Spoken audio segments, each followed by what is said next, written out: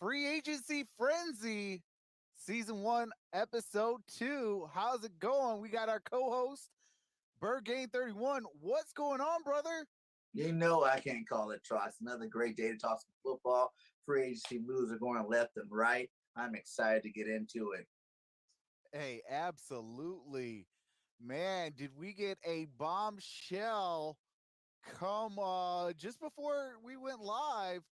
Obviously, if you been living under a rock a little bit, is Von Miller going to the Buffalo Bills? Six Woo. years, $120 million. Bird Gang, what is your thoughts on Mr. Von Miller, two-time Super Bowl champ, going to Buffalo?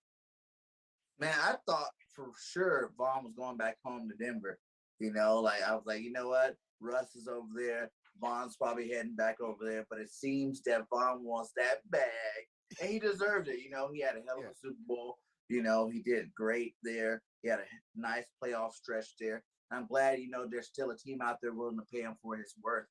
Buffalo, man, we seen that epic playoff game last year. That was one of the best football games we ever watched, and he's definitely going to add some firepower to that defense.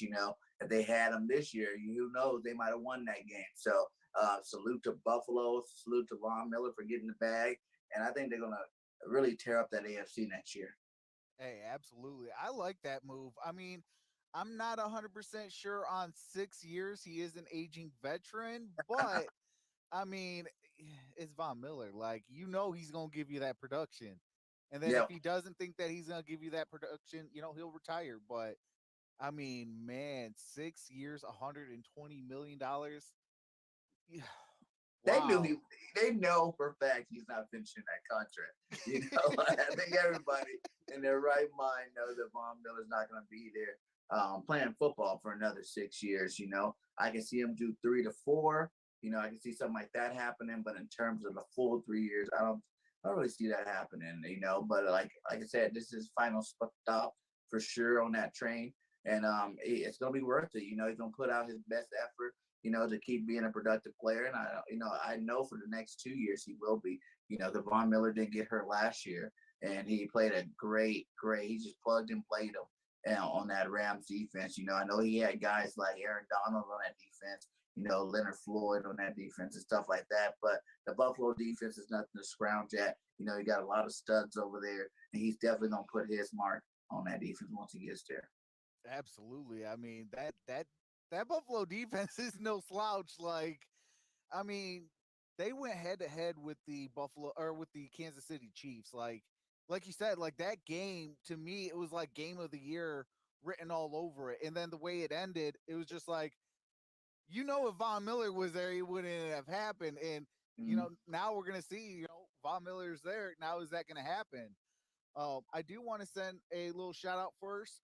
We got Mello in the building, KGJJ 1200, Serious Biz, Bay's in the building, L76, Travis Doyley's in the building, Linda B's in the building, Season Oreo's in the building, Chrome, Richard Carr, Mrs. Bird Gang is in the building.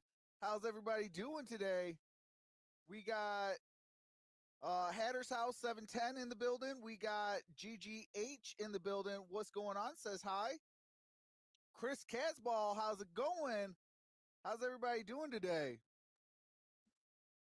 But man, I mean, that is and then they didn't just stop at Von Miller. Like they went out and got a 1 year contract with OJ Howard as Yes. well. Mm-hmm. A lot of people they forgot a little bit about OJ Howard in the Tampa Bay Buccaneers. Obviously, when you have Rob Gronkowski, it's a Mm-hmm. little hard to remember him. What's up, Nine Drinks? It's a little difficult to remember him. And he was what was he, a first round draft pick or a second round draft pick? Yeah, something like that, and like you said, when you got a guy like the GOAT, Rob Gronkowski over there, people forget that this guy here, they had really 3 tight ends over there today. Yeah. Cameron Brace, no slouch Yep. either. He's a great blocking back, and he also made plays. A lot of those games you thought you're going to see, Gronk or OJ be the guy and Cameron's the guy getting all the touchdowns. He knew how to sneak his way on the field and make sure he made plays once he's there. So I think it is going to be a loss, especially if Gronk doesn't go back to Tampa Bay. But for Buffalo, man, they already got a good tight end there. Yep. Knox, I'm a huge Knox fan. Yep. That's an up Dawson and coming, Knox. that's an up and coming player that I think is going to do big things. To pair him up with OJ Howard. Now you got two targets that you can go to. OJ's gonna be hungry to make some plays since he didn't get to make too many plays last year. So I think, man, the sky's the limit right now for them Buffalo Bills. They're moving fast and they're upgrading their team at a fast rate. So we'll see if they can get that run game going a little better, and maybe they can go a little bit farther this year. Absolutely. It all starts up in the trenches. Like games are won and losses in the trenches. If you have a good offensive line, a good defensive line, your quarterback's going to be upright. You're going to have holes for your run game. You're going to have, you know, passing lanes for your quarterback to throw to and things like that. So it all really predicates on that offensive line and obviously the defensive line. Ray Lewis, a Baltimore Raven, one of my arch rivals, Mm-hmm. being a Steeler fan, I love what he said. He said, if it wasn't for the guys in front of me talking about the defensive line, I would not be able to be where I needed to be at and be the person I can be and the teammate I can be. It makes my life so much easier when you have a defensive line able to do their job properly and at a high level because now the linebackers could be in their positions properly and able to play at a high level. And then Mm-hmm. that trickles onto the back end of the defense, your corners, your safeties, things of that nature. It just, when you have that offensive line and defensive line just playing at a high level, it just trickles on down to the field on all different types of positions. And, you're able to really move the ball and stop the run and play man to man coverage and things like that, where you're going to be throwing a different, look at a quarterback and different, scheme wise, to where, hey, you might think I'm right here and I'm going to be thrown right there, but guess what? I know you're going to be going over there, so I'll be able to get over there and make that play because I already know where you're going to be at, compared to where if everybody's not on the same page and not Mm-hmm. playing at a high level, you know, you're going to carve up that defense. You're going to carve up that offense and things like that. What's up, Tracy Love? Yeah, it definitely starts in the trenches on both sides. That's where you get your meat and potatoes of your offense and your defense. You got to have talented players there doing their job at a high level, like you said. And it's becoming in terms of weapons, man. The NFL becoming how many weapons can you get on your offense?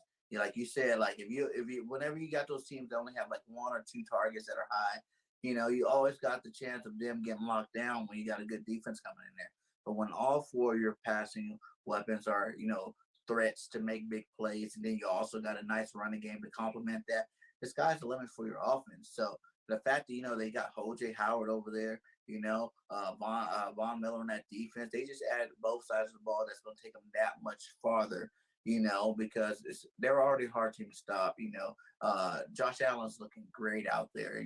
Slanging that rock to give him a whole nother target. We've seen what his third stream can do in that playoff game, having like a career playoff record game. Now you're adding another target to him. You know what I'm saying? And I'm pretty sure the draft is right around the corner. They're probably going to pick up somebody in there too as well. So, it's how many good players that you can have, how many playmakers can you have on your offense? Because, you can't just cut down half the field by cutting down half your targets and then trying to win the game with the guys that you're not so sure about. And, the teams that's winning the most nowadays are the teams that have unlimited amount options. Look at the Rams last year. I know Woods was out, but you still had Cooper Cup, Van Jefferson, OBJ. You know what I'm saying? Like, those are legit studs, that can go out there and make plays. Then you're running back, you got three, Henderson Jr., Akers, and then you brought over Sony Michelle. Like, that's a lot of options to go to. It makes the job easy for the quarterback. Matt Stafford just had to pick his poison. Who do you want? Don't mess up. Just don't mess it up, because now you can throw it to anybody. You got that certain comfort level. You got that comfort level. Most quarterbacks used to only have comfort level with like one or two receivers, or a receiver and a tight end. But now your comfort level is just so spread. Like, I can literally throw the ball to anybody out here and they're going to make a play. I don't have to stick down and lock into one player or whatnot. I can just do my thing, read the defense like I need to, and just get the ball to whoever's open. Hey, that's all facts. That is Mhm. all facts. And having, the two tight end set, I mean, that helps a lot. You're gonna have Stephon Diggs, you have Dawson Knox, you have now OJ Howard, you have a two-headed monster with Devin Singletary and also Zach Moss. Mhm. They only need maybe two wide receivers. And don't forget Emmanuel Sanders. I don't know if he's a free agent or not, He but retired. oh, he retired. Oh, so he's Yeah, done. But yeah, then Gabriel Davis, yeah. the Gabriel Davis. he stepped up. You got to fill those shoes, big guy. You want to go Oh make a yeah, game like that in the playoffs? You got to come bring it back next year and roll that back if you want to, build a career there because that game can be a one-hit wonder for you in your career, or it'll be over fast for you. Like you can't put that kind of attention on yourself and then not back it up in the next season. So they got two pretty good receivers, like I said. Emmanuel Sanders retiring. I didn't hear about that one. That was my fault, but yeah, get one more.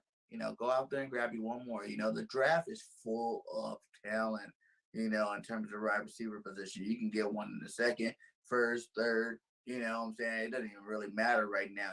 There's even small school guys that are electrifying, but, they're not going to get the hype because they are small school guys. I know South Alabama got a guy, Jalen Tolbert, man, who was the WAC player of the year.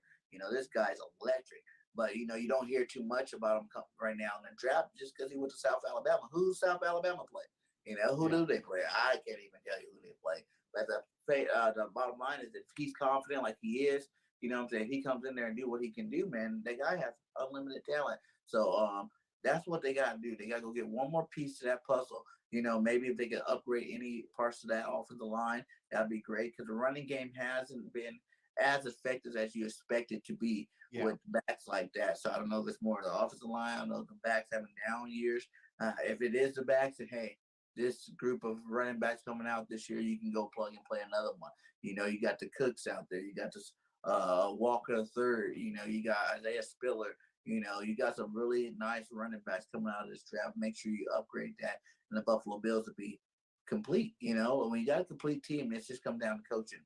After that, if your coach can't call up the right game plans, you're gonna lose some games. But with the weapons they got, man, woo, I feel bad for the AFC. Really, the AFC has had an off season in general where all these teams are upgrading to the point where it's like, hold on, wait a minute, are the NFC going to get a Super Bowl anytime soon? Like because the way these guys are rocking. I'm glad we got one this year, but it might not be another NFC Super Bowl for a minute. The Rams have obviously, losing players left and right.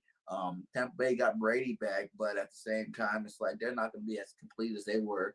I know that JPP and Dominican Sue are trading pieces because they were not going to be able to pay him, paying Godwin this offseason, going to go get a guy like Justin Gage, and then also re-signing Tom Brady, what I'm saying, having Tom Brady back again. So it's just like, the NFC's gonna have to put that work in this year if they want to win the Super Bowl. But the AFC, man, the competition is just fierce. Absolutely. Especially what is that, the AFC West? I mean, they got a Woo! lot of quarterback competition there. You got Justin Herbert, uh you got Justin Herbert, Derek Carr, uh, Russell Wilson, and who's the other one I'm Kansas missing? City, Oh, Mahomes, Patrick Mahomes, Mahomes. yeah, Absolutely. that's ridiculous. Like we talked out loud a little bit about it last time. I was like, man, I don't know if that's a good move for Russ. Like, but you heard his press conference. He came out and what I talked about, that's funny that I talked about last week. I go, unless Russ is trying to show that he's the man, he wants to bring back something legitimate to his career, some to his legacy and become an elite quarterback again. That was a bad move for him. But he came out and said it, I'll play against the best. I want to beat the best, so I can be the best. And like, that's exactly, you know, that's like what you're doing if you coming out that if you come out with a division title, your first year there, you done did it. Like the playoffs should be easy for you because you got to play these quarterbacks twice a year, not just once. You got to Yep. see Patty Mahomes twice. You got to see Herbert twice. You got to see Carr twice. And the Raiders upgrading their defense over there Yeah. too. It just got young Nakwe. Is that how you say his name is? Yeah, Yannick Ngakwe. Yeah, Ngakwe. Yeah, all these crazy names that you have. Like yeah, and that dude's no slouch. That's a legit pass rusher where and you already got Crosby there, already making plays there. You know, they're definitely making moves over there too in Oakland. I'm interested to see if they can get another receiver up in there to make some plays. You know, Deshaun Jackson, I think, is free agent, and they lost obviously what's his name, uh, the receiver went to jail. Oh, Uh, Man, why did he slip my mind? I ain't talked about him all year because he went to he jail. came So from Alabama too. yeah, Ruggs. Yeah, No, not Henry Ruggs. Ruggs. Was it And then Ruggs? on top of yeah, it was Henry It was Ruggs. Ruggs. And then on top of that, they just lost another receiver, Zay Jones. Zay Zay Jones Jones. left. Yeah.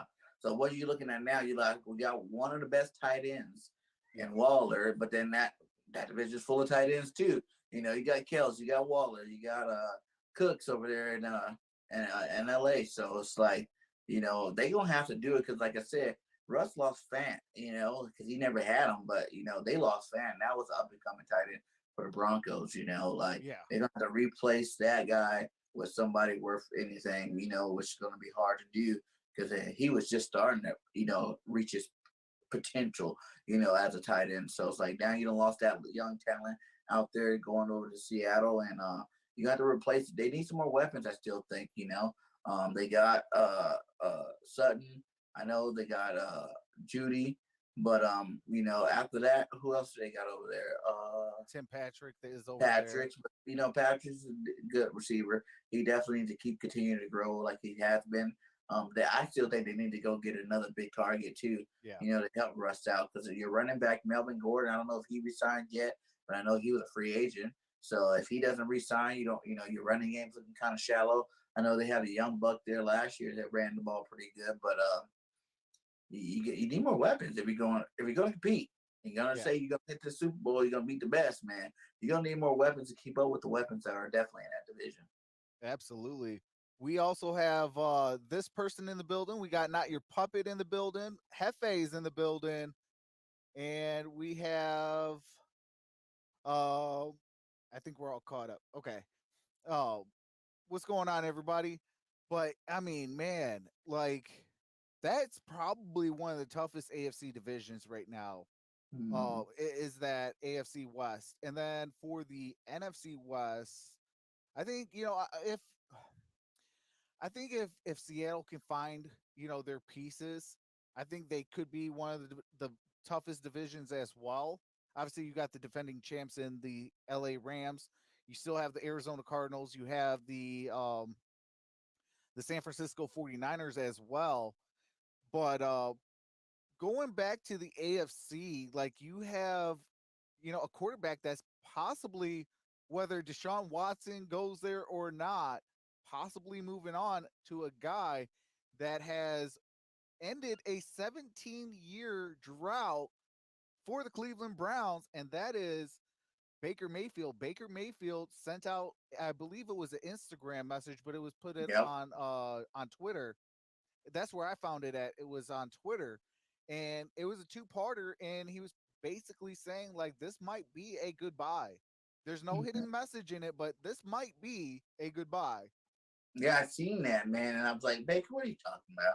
You know, like for real, like unless Cleveland is gonna put some draft capital for Deshaun Watson, like what other guys are really out there that you would replace Baker Mayfield with? You know, he's not the best quarterback in the league, but he's definitely comparable. You know what I'm saying? He can do his job. You know, he has hot and cold streaks as well. But, you know, I don't really think I think Baker's pulling that card where he wants some more money. You know, like that's what that seemed like that's what Aaron Rodgers did. You know what I'm saying? Oh guys, you know, this might be my last time here. You know, and then that's it, you know, you got a 6-year, $200 million contract sitting there, and it's like, okay, I guess I'm staying. You know, so I think Baker's really playing his card there to see if the team really wants him. You know, like he has up and down play. Baker not really. I don't think he should be too money hungry. His play doesn't show that he should get paid like an elite quarterback. But he definitely should get paid a decent amount. And I know he's making his commercial money, that advertising money Oh all yeah. day, everything, because he's in all kind of commercials. So he ain't broke. He ain't broke, but I can see him making this play to try to, you know, really tell the Browns, what are you guys going to do with me? Are you guys going to give me some more money? Are we going to build this team the way I need it to be built? Landry's on his way out the door. Did they release him already, Landry? Or Yes. Yeah, they Yes. really clowned Yep. you. And all he did was give me Amari Cooper, you know what I'm saying, whose play hasn't been the same since he got the bag.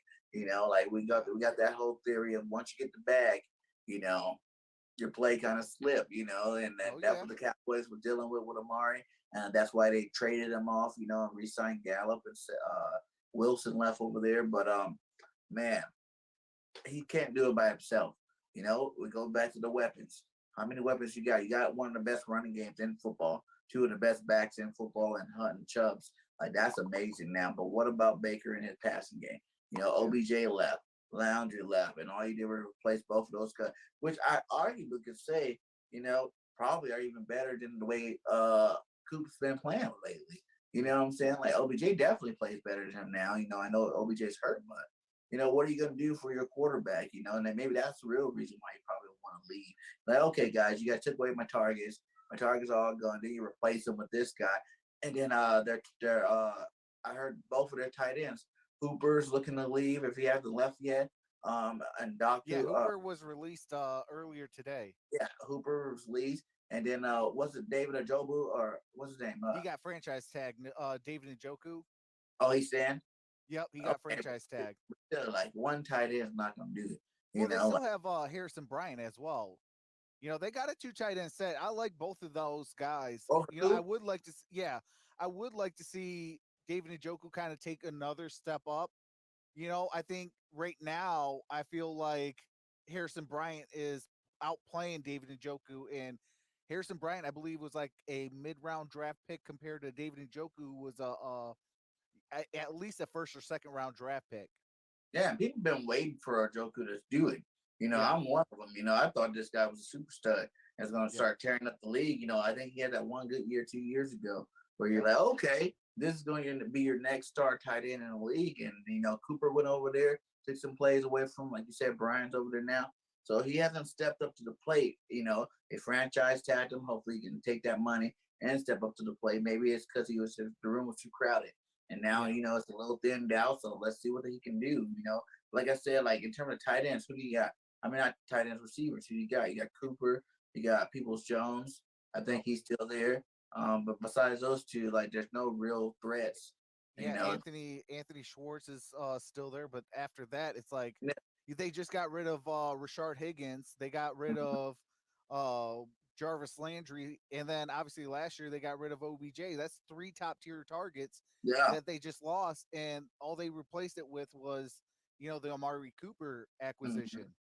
Yeah, and that's money too off your books. Yeah, He ain't cheap. He ain't cheap. Keep coming with a tag. That's why Dallas probably happy they don't have to pay him no more. But yeah, get out of here, Coop. But it's another move too, like kind of like the Russell Wilson thing. This is your chance, Amari. yeah, You seen CD Lamb take your spotlight. You watch, Gallup take your spotlight. Even Cedric Wilson last year came in and yeah. played, balled out. Was doing better than him. So this is your chance. If you say you that dude, you deserve this money that you're getting. You're on a team where you are number one. You're back in the spotlight. This is your team to lead. Can you do it? That's yet to be seen. We have to see, wait till this season and find out. But I don't know. I think it could rejuvenate his career. Maybe they go out and go get a Julio Jones who just got released today. You know what I'm saying? Like Julio Jones not a Titan, but his problem is he can't stay healthy. But I could see teams taking a flyer out on him too as well. So like they definitely need more targets. I would say that. You got the draft. I'm not sure where they're drafting at this year. But if they're drafting anywhere in that first round, there's a lot of good stuff receivers in there. You better go grab one of them to pair up with Amari. Hey, could be Jameson Williams from Alabama. You never know. Yeah. Met you in the second round, pair, make that Alabama connection there. I can see that happening. So Absolutely. I mean, they got some draft capital to where they can make some moves and upgrade that wide receiver position. mhm, They're gonna have to do something because I mean, when you got Baltimore getting healthy with that run game, with all the weapons that they have, mhm, they're starting to add some defensive players. They're adding some offensive linemen and things like that to where they're going to be a force to be reckoned with. Then you got, obviously the AFC defending champions and the Cincinnati Bengals in that division as well. yeah, They're going to be a little bit hungry and have a little chip on their shoulder because they didn't walk away with the Super Bowl. And then obviously you got the Pittsburgh Steelers. I mean, say what you want, but I mean, hey, we just got Miles Jack. Miles Jack just signed, Ooh, and okay. then yeah, that news came just prior to us getting on, and then who else? We went out and got a bunch of offensive linemen, probably one of the best guards in free agency, and James Daniels off of the Mhm. Chicago Bears. Now, Yeah. as a Lions fan, your boy is ecstatic. I ain't gotta see him blocking for any quarterback. I'm like, yes. And then he Yeah. goes on to my other squad, the Pittsburgh Steelers. So I'm Yeah. like, okay, let's go. Well, They beefing up. What's let's that? talk a little about Pittsburgh. You guys also went out there and got Mitchell Trubisky. Yes, Is this sir. guy or is he the bridge? You know what? I think he's gonna shock the world. I don't think he's a bridge guy. Because I think that it's a little difficult because it's like with Mitchell Trubisky, like he might have been the bridge guy if Malik Willis was still available, but Malik Willis might be gone with the sixth overall pick. Mhm. I mean, yeah, a lot of people would say that might be a little too rich for a guy that might need some development and things like that. But let's see what he did in the East West Shrine game, the Senior Senior Bowl. Bowl. Yeah. Yeah, what he did with the Senior Bowl. Then on top of that, he followed that up with a awesome combine, and so his stock is right now is at an all time high. Yeah. And a team like say with the sixth pick, maybe if Carolina can't make a deal, hey, go check out my video on Greater Grind Football Network. I just dropped a video about an hour and a half ago with Carolina and Houston. If they can't make a trade for Deshaun Watson, they could possibly take a chance on a Malik Willis. Things Mhm. like things like that. So it's like he's going to be taken a little bit earlier than most expect him just because his it's through the roof, like his Yeah. upside. And it's that stock is definitely rising. Like I did watch those throws at the combine. I was like, ooh, all right, Jalen, you might want to be sitting there thinking about it a little bit, like this is we do got three first, this boy is throwing it out the gym. But yeah, Malik Willis should get drafted. I would like to see him to get like I wouldn't mind a guy like going all in on a guy like Deshaun Watson. You know what I'm Yeah, saying? Like Pittsburgh, I can see that culture really kind of coming around and unifying him.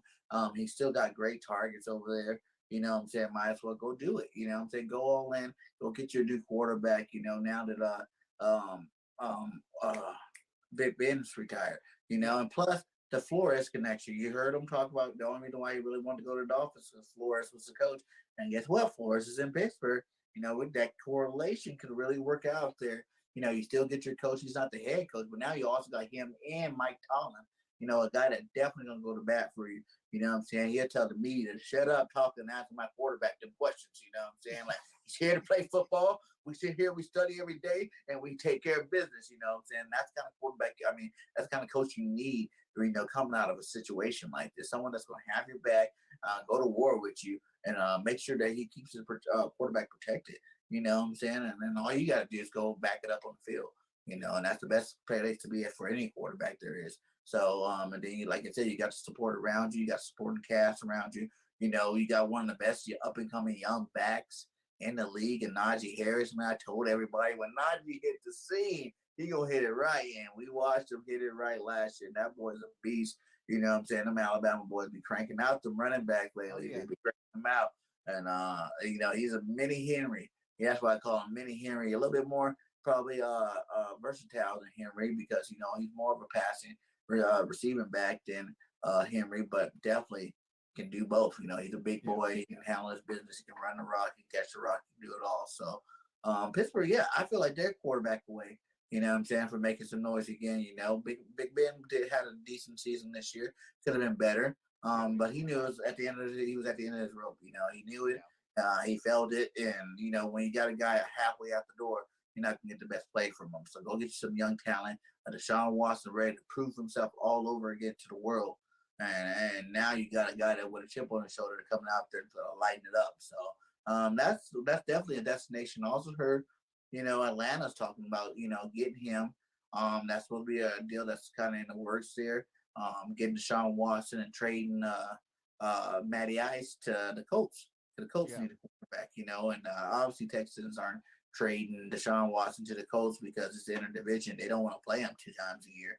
But I can see exactly. something like that happening where they can kind of get a nice quarterback to intel in, kind of like they did Philip Rivers. Get a nice veteran in there with some nice young receivers, and see what you can do. You got the run game there that's just ridiculous. Jonathan Taylor, one of the best backs in the league. You just go ahead and just feed him the ball. All day, every day. You don't have this Carson Wentz back there where you got to hype him up by overthrowing the ball. Just to make sure he gets the stats. He's padding those stats. You'll see a guy like Matty Ice come in there and just be smart quarterback, not make mistakes, kind of like Philip did his last year there. Where you keep the chains moving, don't go too big, don't go too heavy, very smart, distinctive, can read defenses, and then let Jonathan Taylor become the best back in the league, and see if we can take the crown from King Henry over there in Tennessee. Absolutely. I would love Deshaun Watson with the Pittsburgh Steelers, but the thing is, their general manager said no, no, no, he don't fit our culture in quarterback anymore. So I think that's why they went with Mitch Trubisky. Mm-hmm. And one thing about Mitch Trubisky, like he's mobile. He can move. He can take a little bit of that defense with him and pick up first downs and stuff like that. So he's mobile. He does have. I mean, I would like to see him work on his deep ball a little bit better, but he's able to actually play his game of football. Like Matt Nagy was a horrible coach. Mm-hmm. Ryan Pace was a horrible general manager. They Mm-hmm. did not have an offensive line for Mitch Trubisky in Chicago. And then you Mm-hmm. pair it up with not having a whole lot of anything with him. So it was like everything had to fall on him or Allen Robinson. So it was like it was a two-man show playing up against 11 defenders. It's going to be a little harder on him.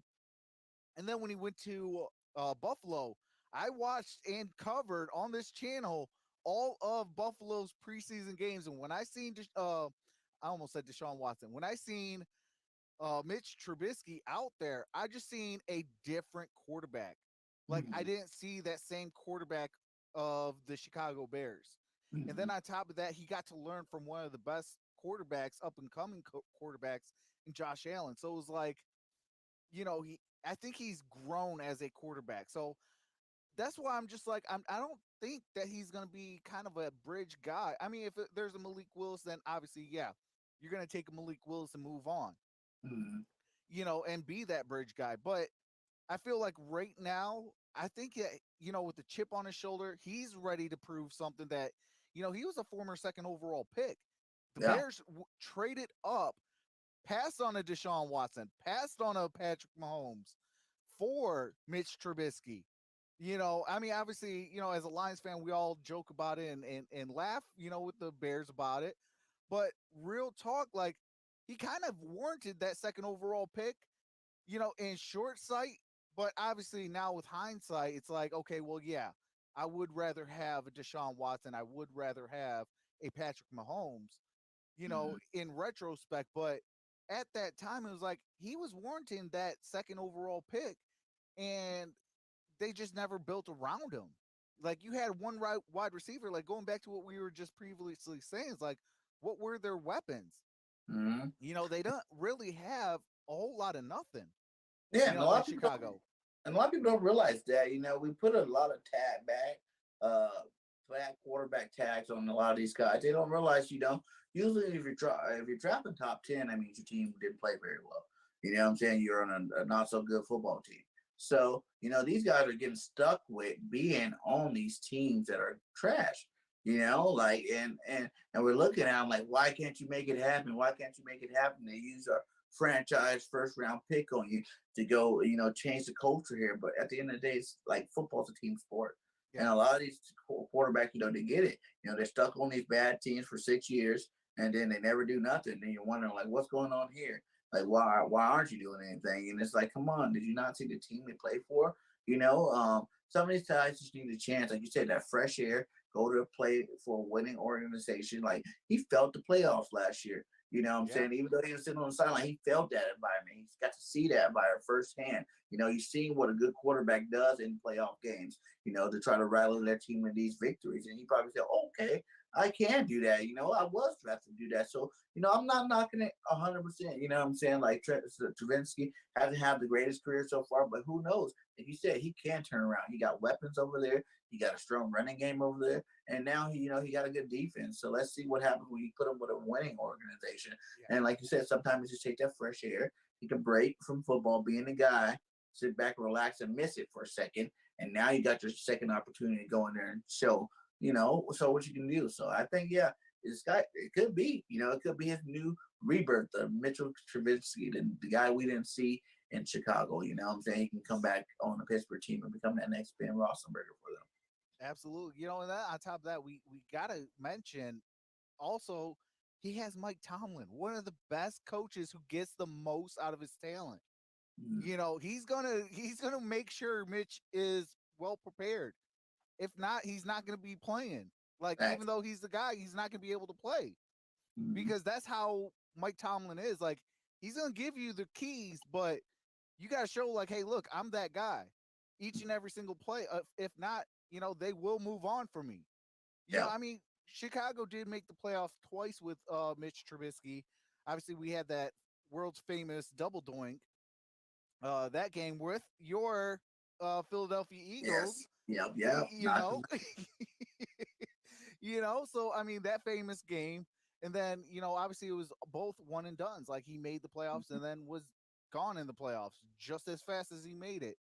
You know, so it's like he kind of has that chip on his shoulder. And then, like you said, he went to a winning organization with the Buffalo Bills. He got to Mm, see Josh Allen, you know, and Josh Allen kind of took him under his wing, but like, hey, look, this is how, you know, we got to do it as starters. This is how we got to, you know, get our guys involved and stuff like that. And mm, I mean, look at what Josh Allen did. You know, probably pound for pound, one of the best in the game when it comes to, you know, top tier athletes. He's no Aaron Rodgers just yet, but Aaron Rodgers better watch his back because he's going to be creeping up on him. I really think the NFL is turning towards that, you know, where it's like we're starting to see some of these old guys retire or, you know, think they're going to retire and come back for one more year or 2 more years. Who knows with Tom Pull Brady, that Tom you know, Brady. pulling the Tom Brady. But like it's the year of the young quarterback. Yeah. You know, now we need that next batch of 10 solid elite quarterbacks coming through. And you're starting to see them form. You know, you've seen Patrick Mahomes get the fat contract, and he's already showing you that he's elite. He got elite talents, you know. But even Patrick took three years, you know, before he actually started really doing it. You got guys like, you know, like you said, Josh Allen, Herbert. You know, these are young studs. What's the dude name in Cincinnati? Joe Burrow. Burrows. You know what I'm saying? Like they're already starting to make a name for themselves early, and they can continue this route. You know, and who knows? You know, the Hurtses of the world. You know, he gonna have a good offseason. You know, work on some of that stuff that he messed up on. Now you got a dual threat that's actually putting up 4,000 yards, rushing for 1,000. Now you got an elite quarterback. You know, the Lamar Jackson is getting better every year. You know, in terms of passing wise. You know what I'm saying? So the league is it's kind of turning its hand and showing you that we are about to roll in a whole new set of elite quarterbacks. It happens all the time. You Oh know, yeah. it's happened the whole year. Every year we done. I've been watching football every 10 years. You get the new wave, and like, well, this is a new wave coming, and let's see how they lead this league. Absolutely. That's all facts. Like, you know, like you said, every 10 years, there's ushering in, you know, bigger and better quarterbacks. It's just like, whoa, where did this guy come from? Like, what has he been eating growing up? You know, and things Right? like that. You know, it's just like, holy smokes, you know, but it's like, man, you know, I really hope that this is going to work because, you know, I know Mason Rudolph is not the answer. Like, Yeah. I can't wait to get, hey, when he gets that baggage and not the bag, you know, just the baggage, I Yeah. can't wait to, you know, see him out the door because I mean, it's just like, you know, Miles Garrett kind of punked you. You know, other teams are kind of punking you, things like that. Not as great as Miles Garrett, because that one was holy smokes. Like he It's took his bad. helmet and smashed it over his head with it. Like who Yeah. does that? Yeah. And real talk, he hasn't been the same ever since. Like ever Yeah. since that hit, he's never been the same. Like he was formidable as a solid backup quarterback. Now it's like I feel like he just lost everything. Like now he's third, fourth, fifth stringer. And I feel like Dobbs can even overtake, Mason Rudolph. Mhm. And then let's not stop on what's his name? Dwayne Haskins as well. They got over there. And So Haskins another one, went to Washington. They weren't that good a football team when he was there.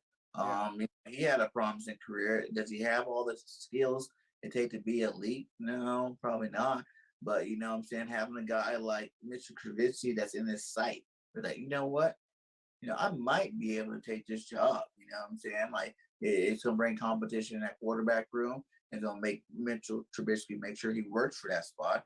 And you never know what kind of play you got. All he needs is like just any one play that quarterback's out, you're in.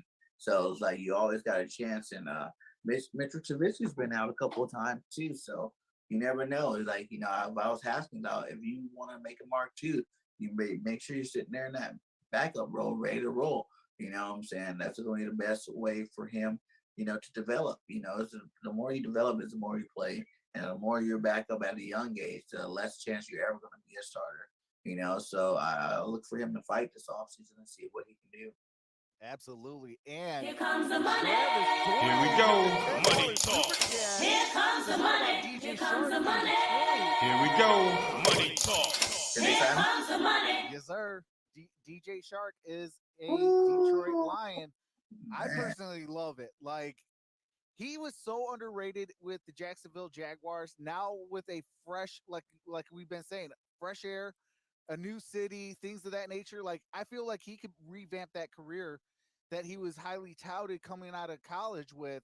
His first year he it was underwhelming. He became a special teams ace.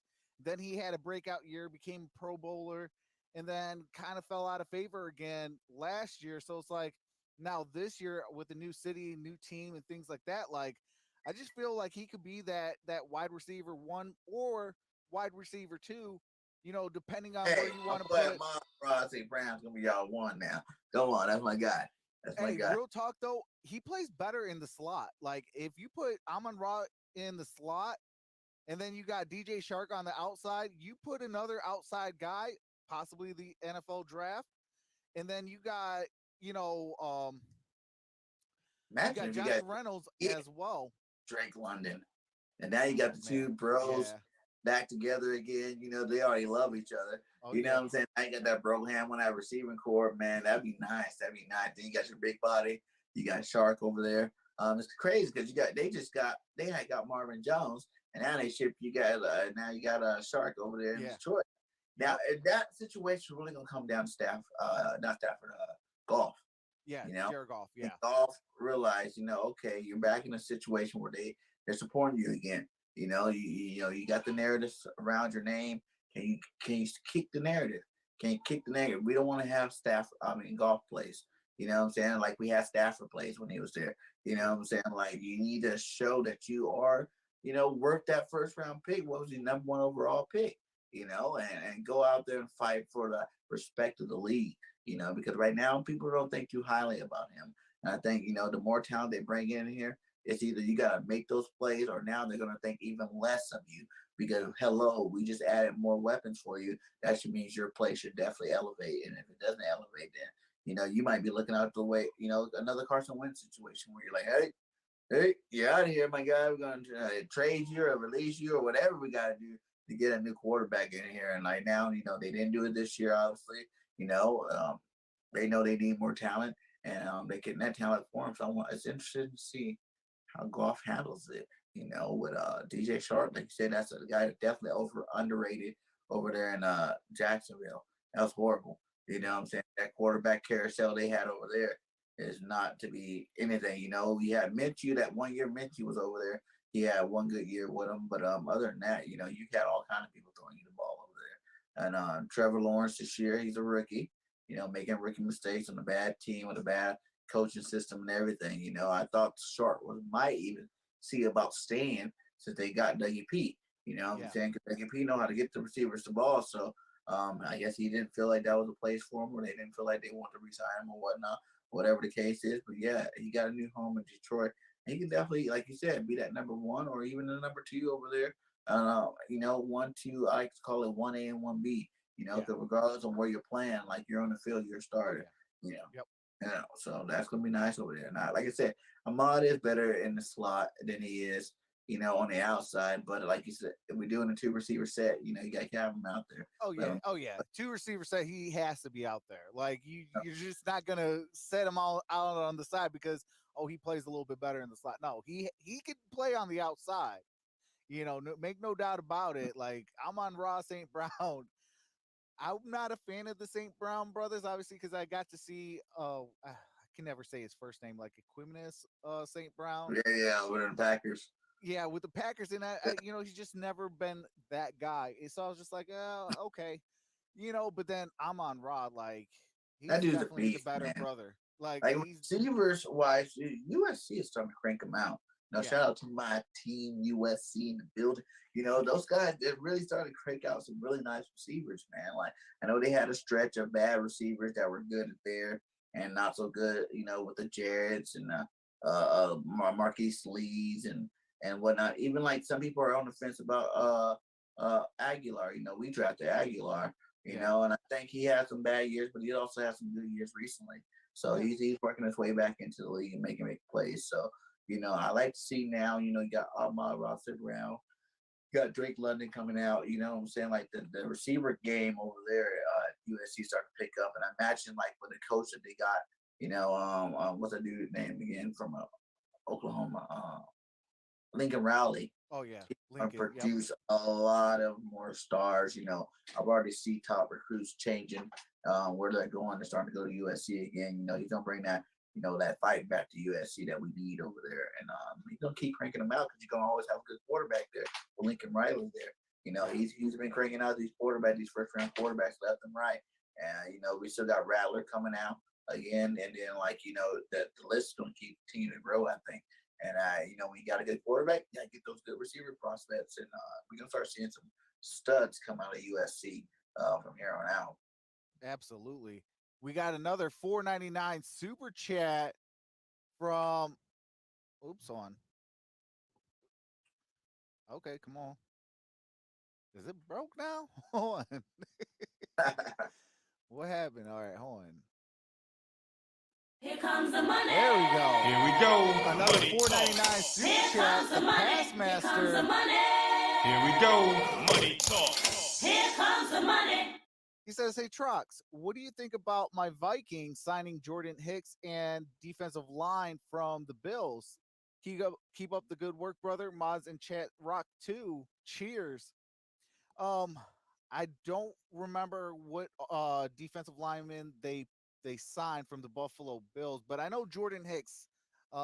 He is an Arizona Cardinal, and so I got to But see him a lot. And that's going to be scary. Like I did not like that signing because my Lions got to play the Vikings twice a year. So that means I got to face Jordan Hicks twice a year.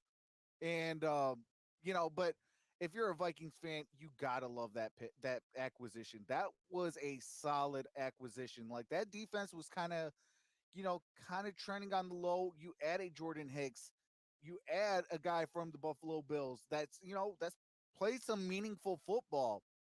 So I think that now the defense for the Minnesota Vikings are going to be trending upwards instead of downwards that it has, the last couple of years. And that's going to be a scary sight when they get themselves together. And I'm a firm believer like they got to get rid of Kirk Cousins, not give him a extension for a year of $35 million. right. But I feel like, once they kind of move on past that, get a franchise guy, maybe make a trade for a Deshaun Watson or something like that. Mm-hmm. Things of that nature where you could get the ball to probably one of the best up and coming wide receivers in the league in Justin Yeah. Jefferson. Yeah. Then you got a Delvin Cook, then you got a James Madison and things like that. So it's Thielen. like, huh? Thielen. Oh yeah, and Adam Thielen as well. So it's like they're gonna have a really good year, and I do And not Hicks want is, to lose Jordan Hicks at all. and on his day, I'm not sure about this year with him, but Hicks is like he's a baller if he can stay healthy. Yeah.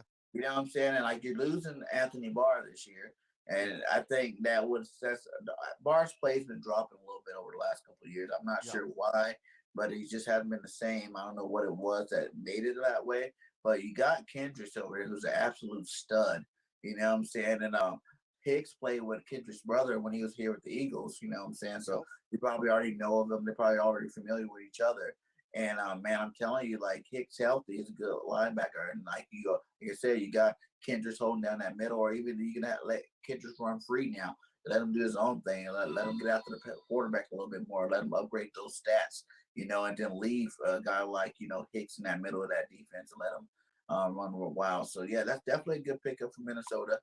That's pretty clean. I was there. I heard people talking about bringing them back to Philly, and I'm like, no, I don't want to bring back any linebackers. I want some new, fresh blood here. You know what I'm saying? Like, people like him, like when he was with us, he was good. He just couldn't stay healthy. And I was shocked that he stayed so healthy when he was over there in Arizona. But it's like makes me think, what's in the water over there, keeping him healthy, like keeping him healthy because he didn't play that. He wasn't that healthy over here with us. But that's how a lot of people are. So, good job with them. Like, and I wouldn't even mind getting Anthony Barr. Like a resurgent, fresh air for him. Man, let him come over to Philly. Let him come play some football. He knows the system automatically. You can plug and play him in the system because our defensive coordinator came from over there. When they had the best, and like it's some of those things like alpha males. You know what I'm saying?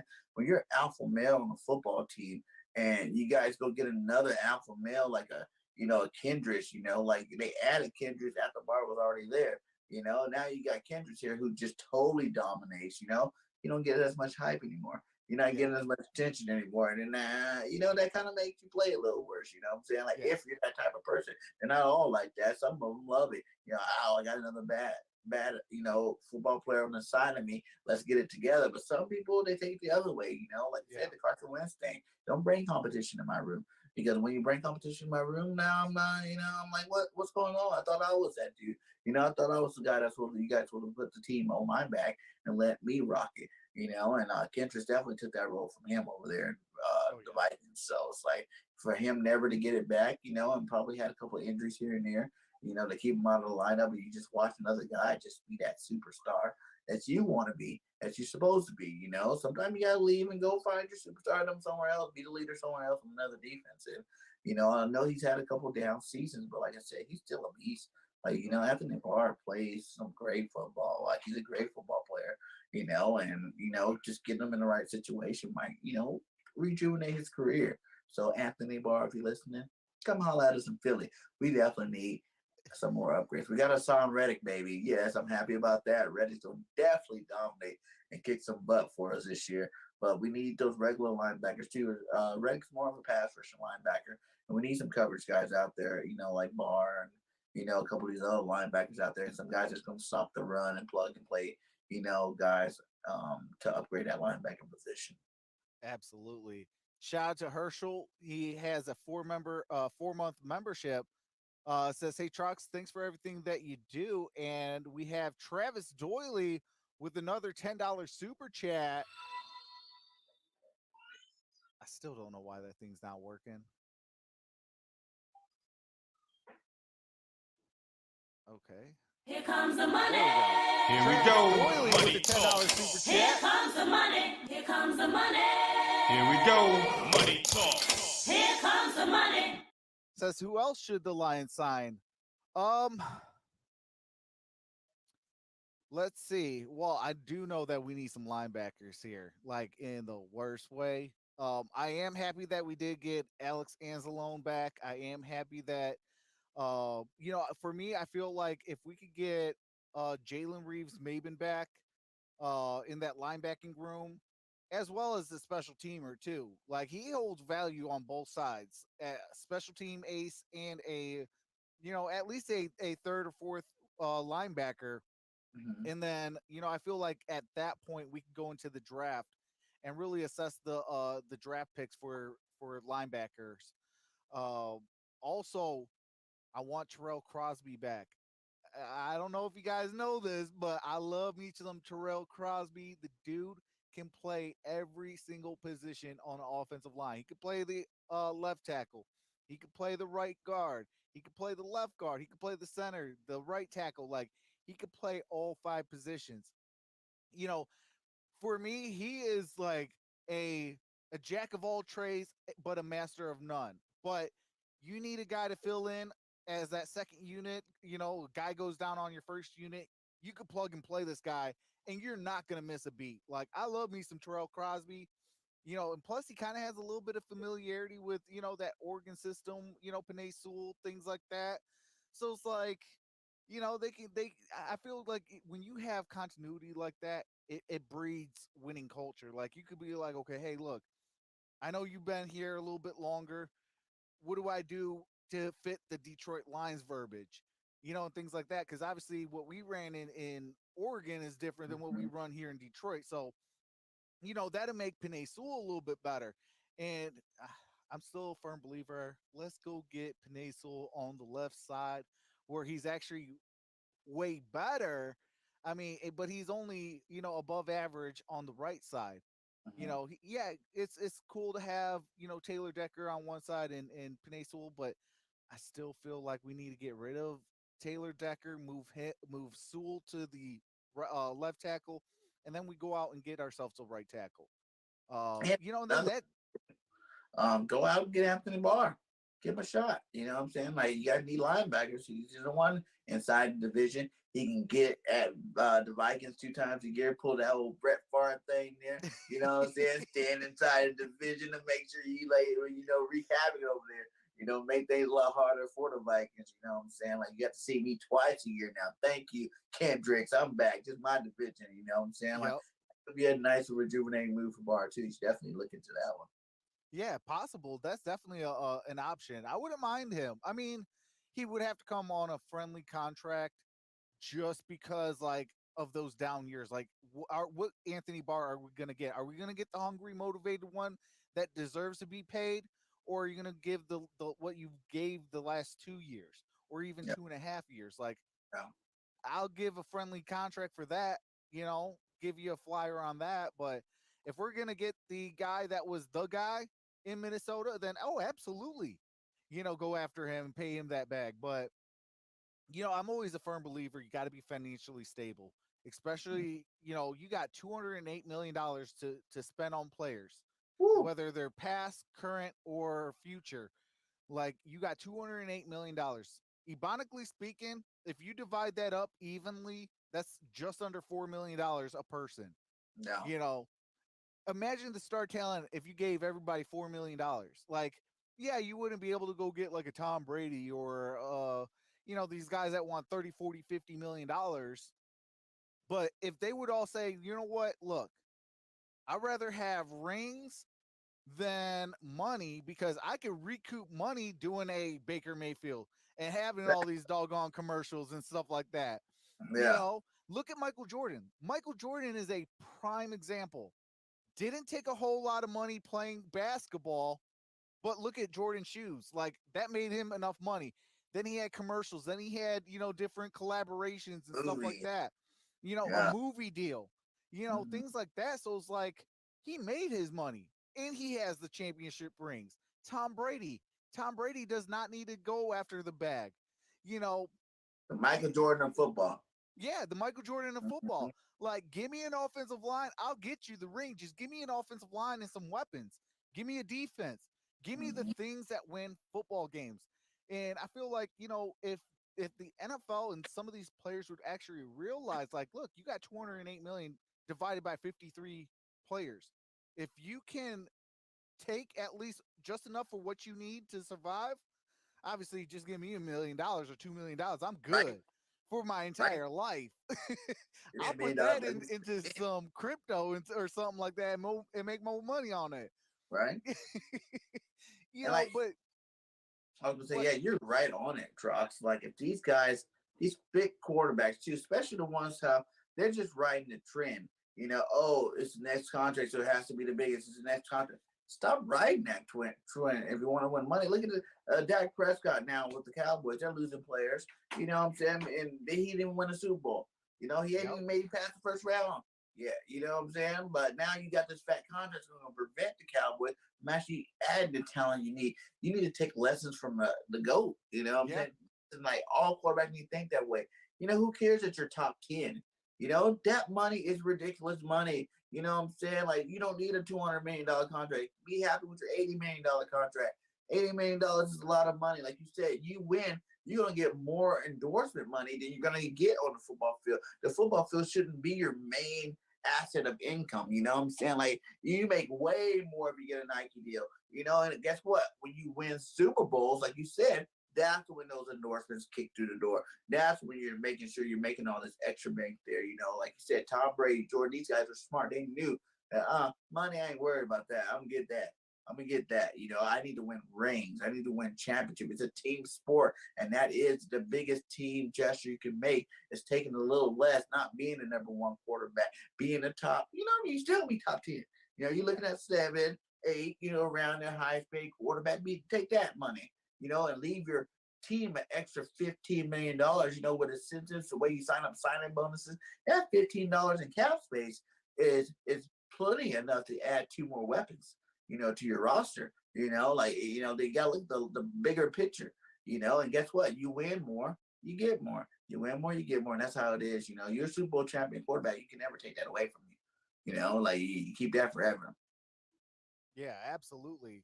Shout out Past Master with the 9.99 super Here chat. comes the money. Here we go. Money talk. Here comes the money. Here comes the money. Here we go. Money talk. Here comes the money. He says, "Hey, Trox, the former Bills is defensive tackle Harrison Phillips, which is also very great signing. Harrison Phillips, man, that's gonna boost up that defensive line. They did lose what is his first name? Something Pierce. I think it's Marquise Pierce or something like that. Former of the Baltimore Ravens. You know, signed a 2-year deal or a 3-year deal. Just got released a few days ago. So, you know, plug in at Harrison Phillips. That's going to boost up that defensive front. And going back to what I was saying with what Ray Lewis said, like it starts with the trenches. Like the defensive line is going to make your linebackers play better, and then your linebackers are going to make the outside play better. You know, get them in better position. He said also we signed former Rams tight end Johnny Munt and former Broncos guard slash center Austin Slotman. Not a bad start. Sorry about Hicks. This is a season long conversation. Oh, absolutely. You know, I mean, they did what they're supposed to do. You know, boost up that offensive line, get Kirk Cousins an offensive weapon in a tight end. A tight end is a quarterback's best friend. You know, it's kind of like their quote unquote security blanket. You know, Yep. so that's a good pickup. You know, gives him a fresh start. You know, maybe he could try to become the man. They don't really have a whole lot of tight ends in Minnesota, so you know maybe Johnny Munt can make himself a name there and be considered one of the top tight ends. Mhm. And you know, Austin Slotman, I believe he was a former Falcon. Then he went to the Rams, and then now to I'm sorry, Broncos, and then to uh, Minnesota. I mean, that's a good signing. I mean, you know, fresh start, fresh place. You know, try to get the bad taste of technically losing out of his mouth. You know, obviously, we know that the Atlanta Falcons are really in a rebuild. The you know Denver Broncos were kind of in a rebuild until you know technically this offseason where Mhm. they go add you know one of the best quarterbacks you know Yeah. that's trying to make a name to make a rename for himself and cement his legacy, you know, and things like that. So I mean, they've been having a quiet, good off season, but that's the Minnesota Vikings in a nutshell. Like they have good drafts and good off seasons. Like free agency is just Kirk Cousins is just the problem over there. Like they need to get themselves a top tier quarterback, you know, and maybe do something like a what Tom Brady has done. And let's take less, get more players around you. Hey, guess what? Now I got weapons. Now I got, you know, I got just enough money when I start winning things like that. How you like that, you know? You can make that into an endorsement. Get that, copywritten and things like that to where, hey, somebody says you like that. Guess what? You make a cut off that. That's an endorsement. Things like that. Like, but nobody's gonna pay for that or say stuff like that if you're not winning. Like winning breeds, you know, extra money elsewhere. So it's like always having like that outside sources to your main source will always win. And when you get that, 2 Super Bowls, 3 Super Bowls, 4 Super Bowls, things like that, you just cemented Canton, Ohio. If you're not playing to play to end your legacy in Canton, Ohio, you don't need to be in the National Football League then, son. Because Facts. to me, it's all about Canton. Like, I'll do whatever it takes to get to Canton at the end of the day. Yeah, and multiple streams of income, man. Like you Yeah, said, even all the goats got it. They got multiple streams of income. It's not full, so you're not so heavy on one. Like you said, it's about football first. You're not supposed to be playing football for money. You're yeah, playing football for money. You're not gonna last very long. You're not gonna get very far. Like it's something that you get for playing at a high level. But playing at a high level should be always your first priority every single season going in. So you want to make sure that you're out there doing all the best you can for your team and your situation. In terms of money, like a free agency, yes, if there's a team that needs you, yeah, you can get that money from them because they need you. But it's like at the end of the day, you got the money. Now you better show that you can prove that you were worth that money. A lot of people get the money and they don't prove that they were worth that money. The stats go down, whatnot like that. You got to show that you are worth that money. Like, this should make you work harder. You should have better stats. That's where I missed the days where like you got someone that was hungry for that second contract. And when he got it, like that's when he became a superstar, the mega star, because they were giving out less money back then now than they are today. And they were like, okay, yes, yes. And then wasn't everybody thought it's so you can get that next contract. No, no, no, no. It was just to show that, yeah, thank you for taking that risk, that financial risk on me, and I'm gonna do everything I can to make sure you don't regret it. that's all facts, brother. Mm-hmm. That's all facts. I mean, I had Benny Blaze on my channel, Mm-hmm. and he straight up said he's from the 1991 playoff team that actually won a playoff game for the Detroit Lions with Barry Mm-hmm. Sanders. And he was like this. He's like, "You give me 2 minutes with a player of any team. I'll tell you who's about that bag and who's about that dog in him that wants to that's hungry. I want a hungry dog on my team. I don't Yeah. want these guys that, oh, I got a contract, I'm full now. Yep. You know, those are those guys, hey, you can take a hike. I don't care what your name is on the back of that jersey. If it ain't about the front of that jersey with that team logo, you can take a hike because this is a team game. It's 53 men on a roster for a reason. Your Facts. leaders are supposed to lead, and your guys that are in development are supposed to look up to you. What are you telling the guys in beneath you? What are you telling them? You're telling them that, hey, just do enough, you get money, and then you could just, hey, who cares what happens after that? Mm-hmm. No, I want guys that are gonna be like, hey, just because you got a big old contract, now I got to be even a bigger leader. Mm-hmm. Hey, I got that bag, I got those wins, I got a Super Bowl, I got this, I got that. This is how you could get there. Always stay hungry. Always go into the offseason and attack your worst attribute. If you attack every offseason with your worst attribute, you're going to Mm-hmm. get better as a player. Mm-hmm. Regardless of what position, regardless of what the mainstream media's got to say about you and things like that. So it's like, if let's just use um, a Jared Goff for an example. You Mm-hmm. know, everybody says his deep ball. If he goes this offseason and works hard at his deep ball passes, guess what? He's gonna get better at those deep balls. Facts. And things like that. Everybody got a lot of stuff to say, which I don't understand about uh, Jalen Hurts. Facts. Jalen Hurts is one of the top tier quarterbacks. It's just, oh, he might have a shorter stature. You know who else had a shorter stature? Drew Brees. Guess who Yeah. became the world's best anticipation thrower? Drew Mm-hmm. Brees. That's the You know, technique. People don't realize exactly. that technique, and that's comes with every year being in the league. That's why, like you said, man. Like I tell everybody, man, Toyota Player of the Year, freaking a Pro Bowl alternate your first year ever starting. Like there's players that go year after year after year. There's not even an alternate, at the Pro Bowl. Like this is his first season starting.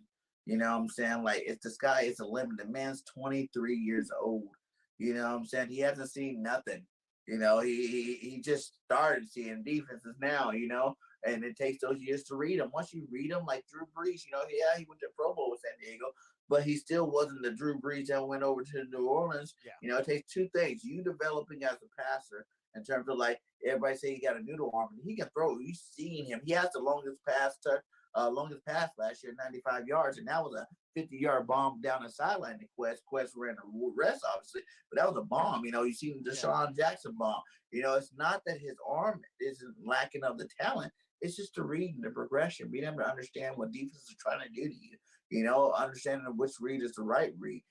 Being anticipating the throws, not being, when you're learning something new, especially with the Eagles, like we had a brand new head coach, he bringing over a brand new system. He just had, just to be the first year Jalen Hurts had the same, quarter offensive playbook the same 2 years in a row. You know what I'm saying? So that's the first time in his career.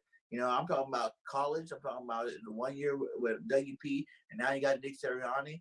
Probably even back to high school days. So it's like now let's see the development grow. You can't even be crucial in a guy that's getting new playbook every year. How are you really going to develop in that? How are you going to really grow? Stafford. Yeah, exactly. How Stafford in Detroit, like every other year he was getting a new playbook. Mm-hmm.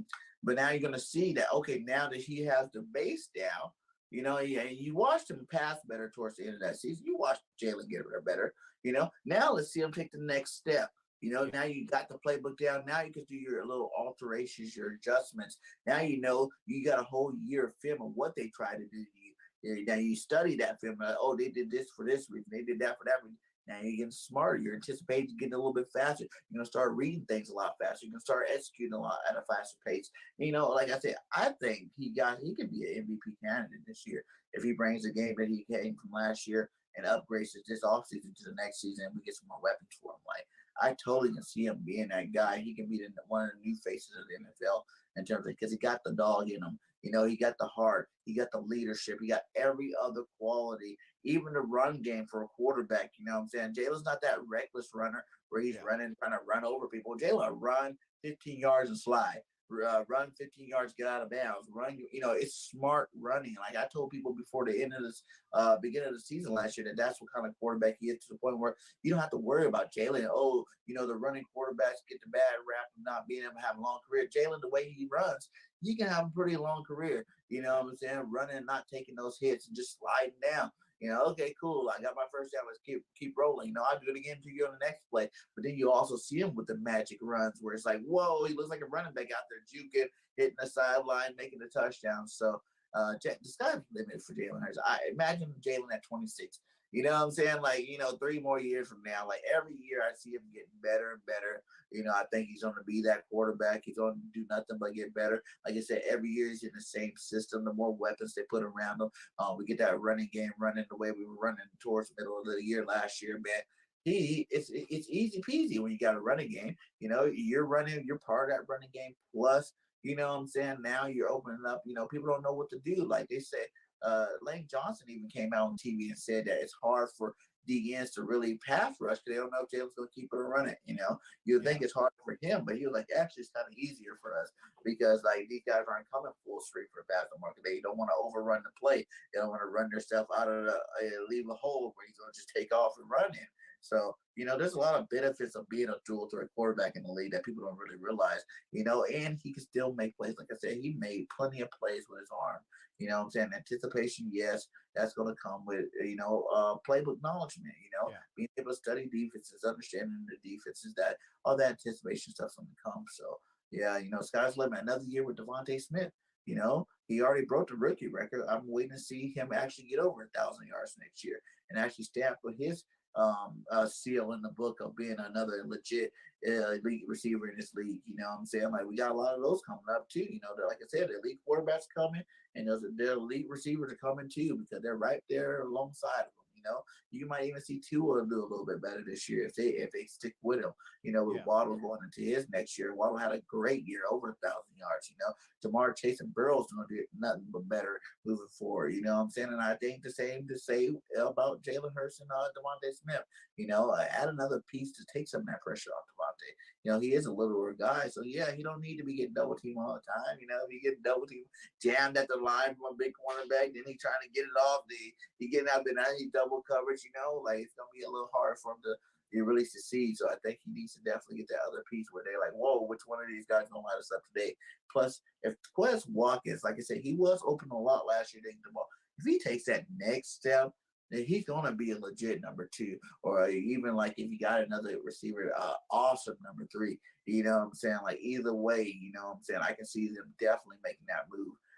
And getting another receiver, but like I said, I'm not even totally out on Rager. I know people are going to kill me and my fan base for that because Rager's past played horribly, but his mental thing again, is he going to be the Carson Wentz where you never shake the mental side, where not, and to be honest, I hope not, but I think he is on that route.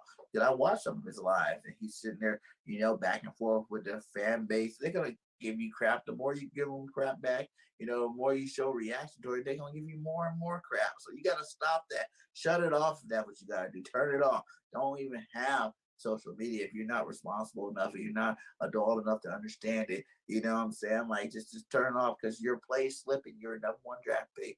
You need to start playing like a number 1 draft pick. We see highlights of it. We see glimpses of it. He's had some good catches. He's had some good plays, but it's like you need to put them together, and it's just all really mental. I see with him. Like, he definitely needs to step it up. And Dallas Goedert too. It's time for you to be elite, my guy. I know you said you were going to do it last year, but you did have Zach Ertz there half the season. You know what I'm saying? So you only got the second half of the season started. And you started getting better. But now it's time to be elite. Not just good and elite. We already know you're a good tight end.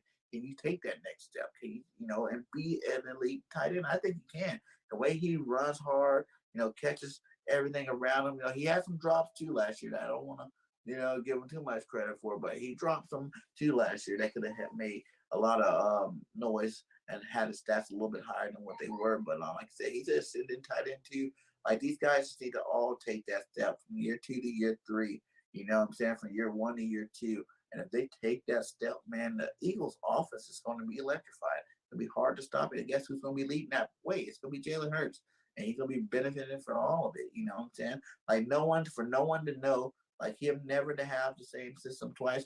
No one really knows his capability. No one really knows his ceiling. Yeah. Like, how high can it be? I say MVP candidate, if not winning the MVP, if the team playing the right way. But it's gonna take hard work, and I think Jalen's that guy that's gonna put that hard work in this offseason. Absolutely. He got like I said, what Benny Blaze told me. He said, give me a couple minutes with this guy. I'll tell you if he's a dog or if he's about that bag. Like Jalen Hurts, when you have, a different playbook and things like that, like you're going to be a Matthew Stafford 2.0. Mm-hmm. You see what happened was when Matthew Stafford had one playbook, and knows what this one playbook is in and out. He won a Super Bowl with it, so it's like it was never like a Matthew Stafford. It was always, that revolving door at offensive coordinator, the revolving doors of the head coaches, the different things like that. So it's just like, obviously the revolving door in the front office, things like that too. So it's like, he could never get really comfortable. When you got a quarterback or any player for that matter that can be comfortable in a system, your play is going to be way much more better if you are a dog. Mm-hmm. You don't have to overcome different language barriers, different, cadences, different this, different that, because hey, I know what the cadence is. I know what the playbook is. I know what we're trying to accomplish on the year. And obviously, what our goals are, which is obviously if you're not playing for a Super Bowl, then you also definitely don't need to be in the NFL because it's Mm-hmm. Super Bowl or nothing, Yeah. but that goes to my, my competitive side, you know, but there was something I wanted to say about Jalen Hurts as well that, kind of is just like, a lot of people don't really realize it's like Jalen Hurts, for all the slack that he's gotten, like, what would the Eagles be without him? You know, Right. you'd be right there with, basically right now as we speak, the Indianapolis Colts or the Seattle Seahawks. I almost call them the Yeah. Seattle Supersonics. Supersonic. Hey, your Yeah. boy misses the Supersonics. And that's a huge thing, Trox, that you say that too, because I tell them that too. Like we wouldn't even made it to where we made it to. We went to the playoffs this first year. You know, we went to the playoffs. There's teams that's been on playoff drought for years, and we went to the playoffs the first year. And how about this? The funny thing is, some of those wins, he only threw the ball like for 100 yards, but he had 3 touchdowns on the ground. Like he's a playmaker, and like Coach Nick Sirianni said, I don't care if Jalen throws for 400 yards, runs for 400 yards, throws for 3 touchdowns, runs for 3 touchdowns. Those are touchdowns and those are yards. And no matter which way you get it, you get it. And that's he's making those plays for the team to win. You know what I'm saying? There was games where he didn't throw for very much, but we won because he ran for 3 touchdowns. And like people were giving him credit and love because we won the game, but then turn around at the end of the season, but oh, that's garbage because he didn't throw the ball as much. Come on, guys, don't be picky. A win is a win is a win is a win. No matter Doesn't how matter you get that.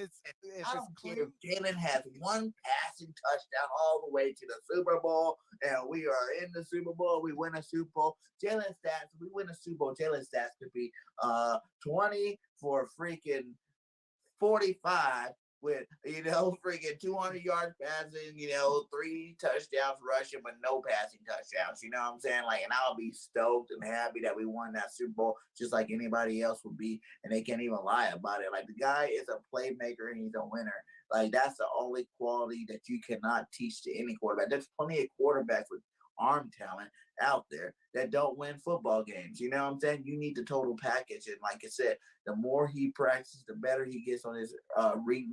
You're going to see the total package there. He's going to definitely shock the world.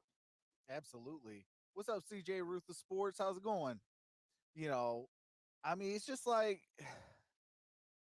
it bothers me because it's just like Jalen has a lot of skill sets. He might not be a master of any of them, but he's a jack of all trades. Like you need a running touchdown, he'll give it to you. You need a passing touchdown, he'll give it to you. You need, to chew out some of your players, he'll give it to you. Like he is a leader's leader, and a lot of teams, they would die for something like that. Yeah. Look at Seattle right now. They would die for a Jalen Hurts. Right. Because it's just like, if you don't have that, how is your run game going to perform well? How is your wide receivers going to get the ball? Like, I feel bad, even though that they're my division rival, I feel bad for the Seahawks. They got DK Metcalf just sitting there like, really? We got Drew Lock as my quarterback? Right. Am I going to even get the ball? Tyler Lockett, really? Drew Lock is my quarterback? Am I going to get the ball? And things like that, going from a Russell Wilson and things like that, taking advantage of it, not listening to what, Russell Wilson wanted. All he wanted was an offensive line and have a little bit of input on the guys that he wants to bring in. And his thing is, they lost the run game, man. Russ came with all this success because he had Marshawn Lynch. Like, people forget about this. How did Marshawn Lynch get successful? Yeah. Started with that front.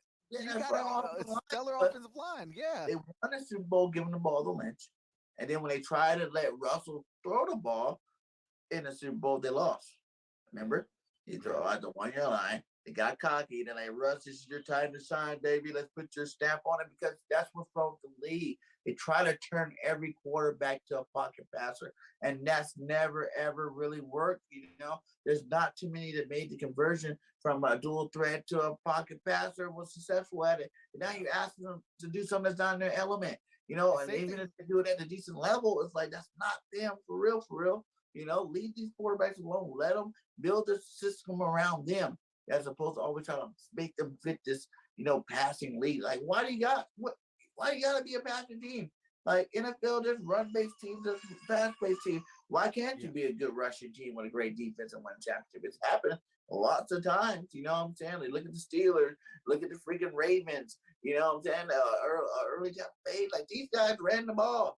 You know what I'm saying? Like, they had subpar quarterbacks winning championships, the Dilfers, the Flaccos, the Brad Johnsons, the You know what I'm saying? Like, there's a lot of garbage quarterbacks that won some Super Bowl. Even Eli Manning got two of them. You know what I'm saying? He's the worst out of the two Manning brothers now. You know, he's not Hey, don't Right. ever. He ain't no pain. Peyton's here and Eli's here, and they both got the same amount of Super Bowls. You know what I'm Yeah. saying? It's team first for sure. You know, and then like Jalen's cheap. He's less than $1 million this year. You know, and next year for that matter. You know, like go ahead and keep building your team, my guy. Build your team up. So when it's time to pay them, you pay them. But at that point, you already have everybody locked in on nice contracts that you don't have to worry about the team dissolving. And then you get put in another window after that. You know, now you got 4 years where you got to win the Super Bowl, or you know what I'm saying, it's gonna start affecting your pockets again. You're gonna be back in cap it, Oh yeah.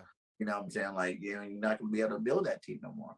So, you know, some people have realized the formula to win championships, man. And some people get it, some people don't.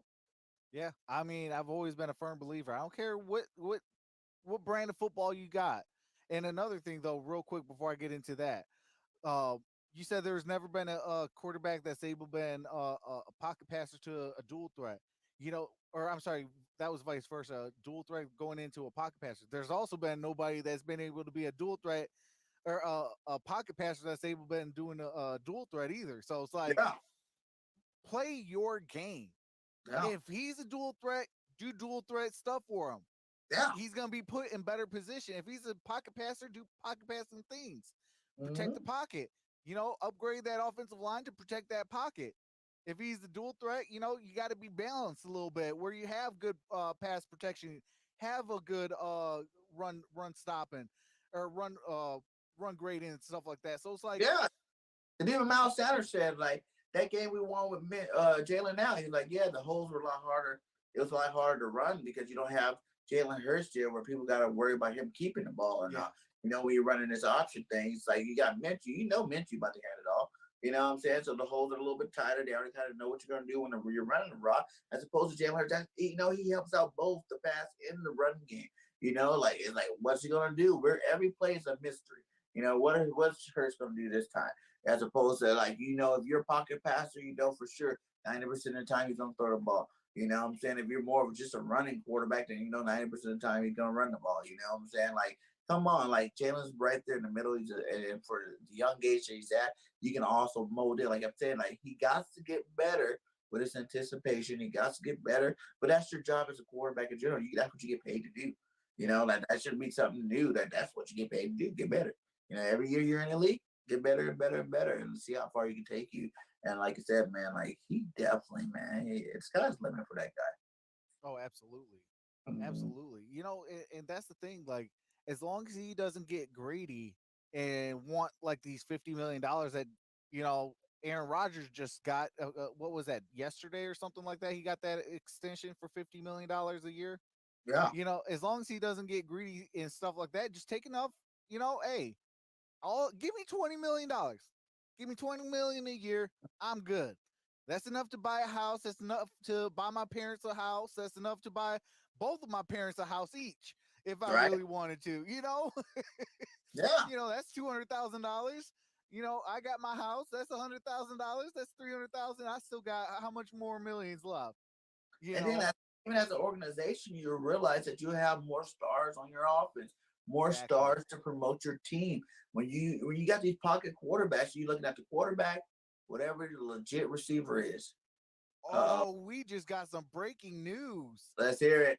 Mello with the breaking news. He said safeties Texans Reed signs with the Kansas City Chiefs. Ooh, I know we were looking at Reed too. Ah, Yeah, now I need the I honey was looking badger. at Reed Come as to Philly, well. come to Philly, honey badger. They replaced you already, my guy. You're not going home no more. Come over to Philly, my guy. We need you. We need you over here. Yeah, man, that's crazy. That's another young talent. You know, like they definitely just upgraded there, and that's what I'm saying. Mr. Russell Wilson, are you watching the moves being made? Because your division is loading up right now, loading up, man. It's gonna be hard to win that ring, but like I said, if you do it, you will be elite again because it's gonna take an elite quarterback to get you in that division to even win the division, let alone go to the playoffs. So Like I see Russ going from fourth place in the West to third place in his new division that he's in right now. So Yeah, good it's luck gonna be with tough to beat the Chargers and the Chiefs. Like, that. but those have been the top two teams. Have they done enough on the defensive side to stop those high powered offensives?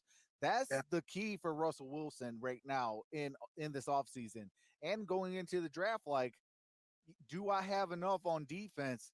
So what I have on offense, because I mean, let's face it. I mean, a couple pieces on offense wouldn't hurt, but they're pretty well set. Their defense is pretty good too. Like imagine if they go out and get one of these top flight cornerbacks that Yeah, pair along with Sertain. Now you got two young, legit corners out there that's going to lock down some people pretty good. Like these cornerbacks coming out this year are really good. It's good class again.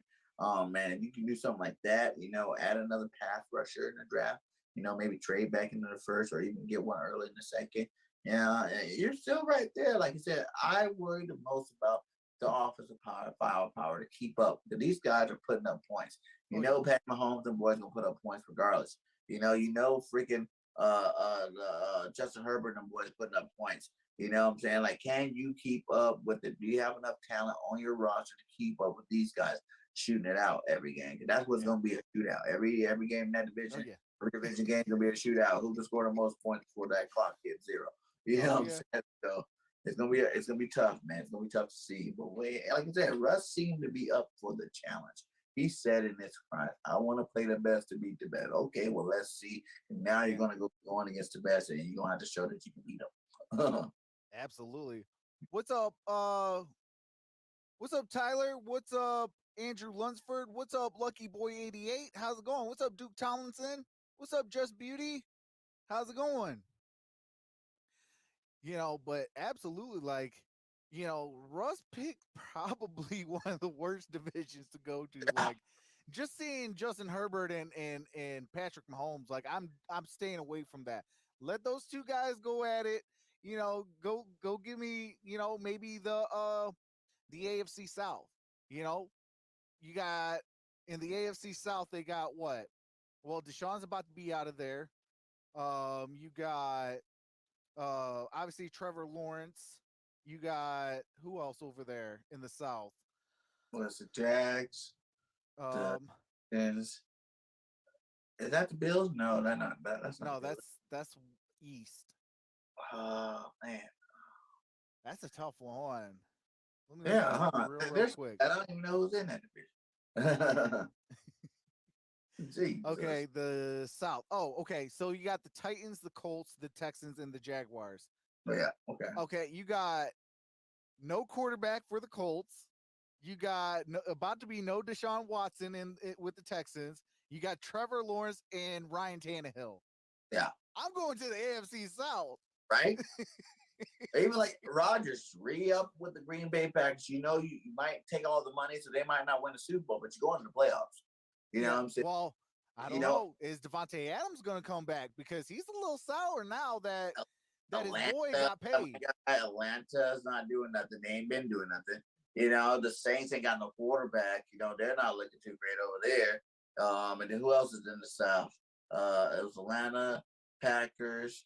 Oh, is it the Vikings? Is that who's in there? No. The South, the NFC South is Buccaneers, Saints, Falcons, and Panthers. But What? I mean, What's the Green Bay? Green Bay They're is my NFC North. It's Packers, Vikings, Bears, and Lions. yeah, Lions, Bears, Vikings. I Hey, can see why hey, he's. we I got can Jared see why Goff. he's like, give me the money. I'll take the money in the playoffs. I might not get no Super Bowl, but I'm taking the money in the playoffs. Thank you all day. But like you said, Devontae Adams is a huge piece to that. But Yeah, gonna work something out with him, man. They gonna work something. I know he don't want to sign that franchise tag. You yeah, know, like I said, and if you trade for a guy like him, you yeah. don't have to give up a lot. The Tennessee Titans just released Julio Jones, so they got a wide receiver two spot wide open next to AJ Brown. Could they go after a what do you call it? A Adams. yeah, Devontae Adams. That's. I mean, it's gonna be a little tricky because especially that he wants the bag too. But That's the that's bag. that And to he me deserves though the is bag. Like he's been the best for a while too. It's just like, if you don't yeah. pay the bag to Aaron, you gotta pay the bag to his number one Oh, target. oh, You know what I'm absolutely. saying? You gotta even let some of these other receivers go. But okay, I'm gonna trade you. I'm gonna trade you. We're gonna clear this all out. We're gonna cross our fingers in the draft and draft two receivers Yeah. and go like that. You know what I'm saying? Make the money for the guy to stay. If you what's the reason paying him that much money if we're gonna lose? You know? Real talk. I would get rid of every single player that they have at the wide receiver room to pay Devontae Adams, but I am keeping Amari Rogers. Uh, because obviously he's still young. He's on a this is going into his second year. Mm-hmm. And then go into that draft and really draft. If I have to draft all wide receivers in my draft, I will draft every single receiver at my in my draft spot. And Just to replace that. he probably bring what's his name? Is it they just Cobb. brought Cobb back, as a Yeah. veteran minimum. You know what I'm saying? Just to have another familiar face there, keep them on Adams, Oh yeah. Cobb, and maybe even a Rod St. Brown, but Scandrick's the guy that's going to take the money away. Yeah. Him and what's the other cat's name there? Alan Lazard, who got he did get Lazard. yeah, Lazard. I think he either got a tender or he got the tag. I'm not 100% sure, but I know he is coming back to Green Bay. But it is, I believe, either a 1 year deal or he got a short term contract, like a Yeah, 1 or 2 year deal or something like that, maybe yeah. even three. So But if you got Adams and Lazard, you could fill it up with rookies. yeah, Go do it. Make it happen. Like I said, Julio can't demand very much money. Julio, yeah, he's done. Like, yeah. you're done. Like, you can't stay healthy, my guy. Like, You no can't stay shade. healthy. You haven't really been that same Pro Bowl level. Yeah. And And even wow. with the Falcons too, he hasn't been really that Pro Bowl caliber guy. You know, Wow. So, yeah. And then he really got exposed with the Tennessee Titans because I mean, you have AJ Brown, like you're not the guy no more, and you still can't stay healthy. Like that's a mhm, massive problem. yeah. So that's interesting. Who's going to take that flyer on Julio, too? That's going Yeah, to be, that's someone that you better hope that you have your receiving core already intact. You're just trying to bump it up. He takes a nice, friendly deal, bump it up, could be like and a fourth hope for the wide best. receiver. Yeah, Like that's another guy, a symptom-based contract. It starts out pretty low, but it can be up to, yeah. if you come back to form, then I'll go ahead and pay the money out. But right now, if you play like you've been playing, you're only getting like $3-4 million, my guy. Not even that. Yeah, Hey, real talk. I ain't touching Julio without if it's anything more than about 2 million, 3 million with incentives. yeah, that's what I'm saying. Like, Anything over 3 million, nah, you're not that guy no more. If I'm mm-hmm, giving $4 million, like you got to have upside. You facts. know, if I'm paying the bag, like you got to be that number one then. Yeah, And facts. things like that. Like you're not the number one. You don't really have upside. You're on the wrong side of 30.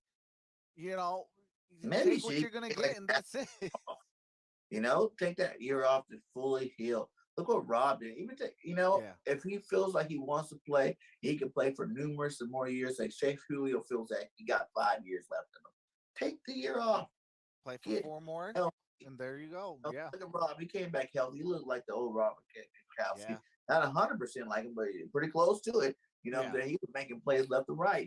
That year of letting your body heal completely. A lot of these players make the mistake and they keep rushing themselves back. They keep rushing themselves back, and they wonder, why am I still getting hurt? Why am I still getting hurt? Because you're rushing yourself, my guy. I know you want the bag. I know you want to put up big yards. You want to be the face again, but man, sometimes you got to take a step back to go forward. yeah, And Julio's definitely in that category of needing to take a step back, get healed completely, and not just healed what the doctor said, oh, that's an 8-month injury, and you take the full year off, what I'm saying, yeah, 12, and even then some extra months to make yeah, sure that you've been on 100%, for a good 3-4 months, after the fact. And then think about, making a return. Make a return middle of season next year. You know what I'm saying? Like around that trade deadline when your team gets rid of a receiver, and all of a sudden, oh, Julio Jones, there you go. You're healthy now. We want to bring in Julio. No one's gonna be expecting it. You're gonna come pop on a team, be able to, shake up the roster a little bit, and be dominating because no one really expected you to be nothing, more. They forgot about you. You've been out. They forgot about you. So yeah, that's what Julio needs to do. He needs to take a step back to take a step forward. Yeah. I definitely 100% agree with that because it's like you cannot stay healthy. That should tell you, hey, look, I need time off to get my body right so I can get my mind right. So when I do get out there on that field, I can at least be productive. I don't need you to be a star. I don't need you to be a superstar. I don't need you to be the all-time best wide receiver in the world. Mm-hmm. I just need you to be productive. Yeah. At your age, with your size, your speed, you're this, you're that, like just be productive. I will make it work if you're just productive. Facts, because you're still a good run blocker. You're strong. You're big. You're Exactly. physical. You know what I'm saying? You can add some level of significance to be on the team, but like you said, the health is a huge thing, man. And that's the reason why he keeps getting hurt. Because he's not getting all the way healed, and he's too big not to heal himself up completely. You think, oh, my ankle feels good, my knee feels good, but then you get back out there, you weigh 230 pounds, and you're running out on that field over and over again. Oh, there it is again. Too much weight coming down on your lower extremities. To keep you healthy, you need to let that heal all the way up, and then not only heal but build strength around it. Get that strength back in there where it's like you feel 100%. Like if you're not feeling, after like a good year off, you should be feeling like a rookie again. Like, ooh, feel good. I've been eating right for this whole year. I'm ready to get back out there. Show these guys what time it is. And I promise you, man, you do something like that, you can play for a long time. You can play a lot longer than what you're doing. Absolutely. And we just got some breaking news as we speak. Other 5 minutes ago, Adam Schefter breaks the news.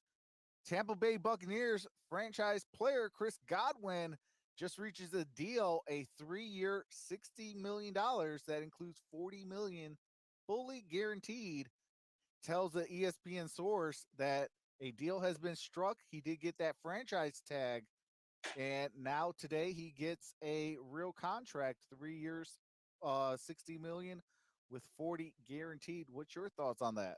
Yeah, I was just talking to my show earlier with Ruth the Truth. She's a Tampa Bay Bucks reporter, and she was saying that she don't really see him playing on that franchise tag. She think they're gonna have to get something done long term, and he deserves it, man. Yeah. The guy put up 1,000 yards back to back years. You know what I'm saying? He is the next elite receiver. Yes, he took an injury that was bad towards the end of that season. They would love to have him in the playoffs, but he's a great receiver. You know what I'm saying? Like when you got another great receiver on the other side of you, and you're still showing up and showing out. Every week, they had 3 good receivers back when you're still showing out. That means you were getting open more often. Tom Brady felt more comfortable throwing you the ball, and that's definitely going to help this offense. They still have Evans. They still got, I think I can even see Gronk coming back now. What I'm saying? Taking a team-friendly deal just to come back for one more year. He knows O.J. Howard's gone, and now it's just him and Brady. Doing their thing there. So, man, that's great news for him. Hopefully, he can get a speedy recovery. But like I said, like we say about Julio, don't come back too fast. You know what I'm saying? Like, it's a long season, 17 games. If you need to take those first 3-4 games off, to heal up a little bit more. You're young, you're still talented and young. Don't make the mistake of rushing yourself back to get out there just to prove that you don't deserve this contract. You already showed on the field that you deserve this contract. Get completely healed up before you go back out there because you don't want it to become another recurring thing. Then you see a lot of players doing that, and you don't want to be the next, like we just talked about with Julio. So congratulations on that. Godwin's definitely a great receiver. He's going to be receiver great this year. Even if he does miss a game or two, he's still going to be great because you got one of the goats throwing you the ball. You got other weapons around you to take the pressure off you. And as long as they sign one of these running backs back, you have a nice running game to support that offense. Absolutely. As long as they go get one of those running backs, I feel like they should go after playoff Lenny. Obviously, with I know he is a little older than Ronald Jones, but you can always replace a Ronald Jones via the draft. Like, there's a couple positions I'm not going to spend an arm and a leg and 2 livers on. That's wide receivers and running backs. They come a dime a dozen in the draft every single year. You can find a top tier guy in the 7th round or in the 6th round, in both positions. I Mhm. don't have to overspend in free agency, because of a name. Like I could just, oh well, hey, this is what we got for you. If you want to take it, we're happy to have you back. If not, well, we're gonna have to go to the draft and go get a guy, and Mhm. things like that. So I would go after playoff Lenny, and then kind of like after that, kind of build it via the draft. They also got that Vaughn guy. I forgot his first name, but he's pretty solid too. And they got Bernard. Yeah. Well, no, Giovanni Bernard is a free agent though. Oh yeah, they didn't. But all three of them are. Yeah. Well, no, Vaughn is still on contract. I think he's still on his rookie deal. I think he's the only one. The Oh rest of yeah, the yeah, guys, he's the they're only off. one on the roster right Yeah. now. Yeah. So you're gonna have to sign back one of them, and Bernard's be a cheap veteran deal. You know what I'm saying? Because he's not elite. Absolutely. Hey, shout out the Carver family. What's going on, my guy? Man, appreciate you for stopping in. Says what's up, everyone. Hopefully everyone is doing good. How's it going? Hopefully everything's okay. Prayers up to your dad. I heard that he was feeling under the weather. So prayers up to you and your family. But yeah, I mean, I definitely think that Tampa Bay, if we've seen the history of Tom Brady, he wins the Super Bowl, he loses in the playoffs. He wins the Super Bowl, he loses in the playoffs. And for him to lose in his quote unquote last season, that's where that unfinished business tagline kind of came out. When he came out and said, "Hey, I'm coming back." I got unfinished business. It's like I think he's seeing like, "Hey, look, every other year I've been winning a Super Bowl ring. Yeah, I just lost in the playoffs, probably in one of the worst fashions, but look at what happened in that playoff game. That Yeah. offensive line was demolished. And what do I Mhm. always say? Why does Tom Brady win? Because that offensive line protects him, opens the holes, gives him Mhm. time to go through all of his progressions to find the right open man, Facts. you know, and that's where you get when you take pay cuts and get the money spread out evenly elsewhere, so Mhm. you can actually go out there and play at a high level and be a guy that can win a Super Bowl every other year. You know how many Mhm. other players that would love to do that? Yeah. I mean, hey, Lions would love to see one. One. Yeah. I know the Just Eagles make it fans to like a to see Super Bowl, another one. we happy. Yeah. Like I said, they're still to me, they're gonna be the same Tampa Bay team to worry about like we were this last year. But even like this last year when we played them the first game, we had a chance to do it. You know what I'm saying? Like the second game they obviously blew us out, you know what I'm saying? We weren't ready. But the first game we hung in there pretty good. Like if it wasn't for a couple bonehead moves, we could have probably beat them there too. So like I said, like they're all the NFL is stacked. There's a lot of good teams in the NFL especially going into this next year. We're getting a lot of fresh new talent that making teams a little bit better than what they should be. A lot of new faces coming around that you ain't never seen before that are making big plays. And then look at the draft class. Like every other year seems like it's like okay, if one year is like an offensive heavy draft, like look at all the new offensive talent coming into the league. And then if the defense is, it's all right, there's your depth for the defense. And then, the following year, it's hey, look at all this defensive talent. Then the offense is like, it's all right. But obviously there's always every single year wide receivers and running backs. Like Yeah. whatever they've been doing in college, they can produce running backs and wide receivers every single year. Mm-hmm. Yeah. It's just, quarterbacks or linebackers or defensive ends or, you'll have every year, maybe about five top tier guys. But then there's some years where you have those five, but then it has a lot more top tier talent, Yeah. where in those downer years, you'll have those five, but then there's a lot of, second tier and third tier where, hey, that's where you build your roster. I Yep. got these second, third, fourth tier guys on, pennies on the dollar. Where if you're going in free agency, you're spending at least $10 million to get a backup or to get Yeah. a third stringer. And you know, that's where I always yell at the league, like, stop with this always, you know, letting these teams go crazy and bananas. Like, if you gave everybody $4 million and that's it, like, you get up to $4 million and that's it. Look at how much more talent would be on every single roster. You would have Yeah. 32 teams, literally battle royale for a Super Bowl. Now, what Mhm. would you rather see? Maybe about 10 teams, 5 on each conference, have a viable shot, or would you want to see 32 teams, battle royal style, going at it? Like, look Yeah. at how much more money the NFL can get. And Yeah. obviously, every time they get more money, the uh the But cap goes up, and then obviously players could get paid a little bit more than the $4 million. yeah, But if we're it's working spread our out way. evenly, Soon we're gonna have enough, especially with all the marketing deals that's going on with the NFL. Then we're gonna eventually get to the point where we can be like the NBA or oh yeah, one the baseball league where it's like you can pay them whatever you want, and still not worry about it. Just build your team the way you want to build it. You know what I'm saying? Like we need to definitely get to that point, but at the same time, it kind of keeps it fair. It kind of keeps it even. You're not gonna let one team get too many good players. Unless they work it the right way, and that's what a good GM can do. You don't pull those numbers and work them the right way. So it makes everybody important, not just your players on the field, not just your coaches, but it also makes your GMs important as well. I don't know what the Lions been doing. They've been tripping. hey, You know what I'm hey, saying? we've been working that cap, getting the right guys. Like, I will say this, like, as a Detroit Lion fan, like, I am very happy with what we have done this offseason. You know, you got Tracy Walker. He had a chance to go get a bag, like a legit bag. He is a top 5 safety, Mhm. and he could have got a bag being a top 5 safety. But he said, you know what? No, Detroit's my home.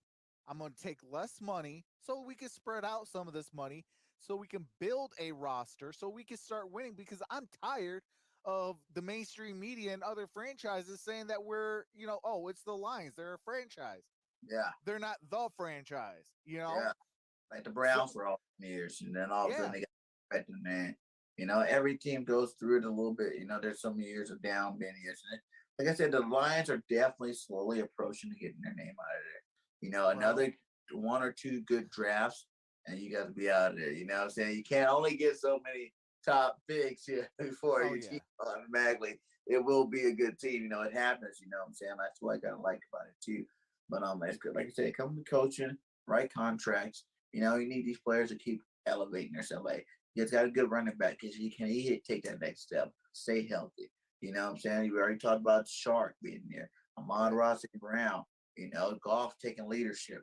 You know what I'm saying? All TJ these things. Hawkinson, one of the best tight ends, you Washington, know? definitely one of the best young tight ends. That's another group of athletes that are definitely making a name for themselves, the tight end groups. You know what I'm Yeah. saying? Like, whew, it can be next year with the right It, draft. yeah. It could be, I mean, but I'm holding I'm kind of tapering this year to kind of like lower my expectations. Obviously, we are the Lions, but 2023 with another off season and actually more money, able to make more different trades and cuts Mhm. and acquisitions and stuff like that, and also another draft where, as we stand right now, we stand at 8 draft picks next year.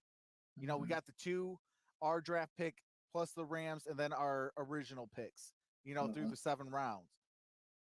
So we got 8 draft picks there.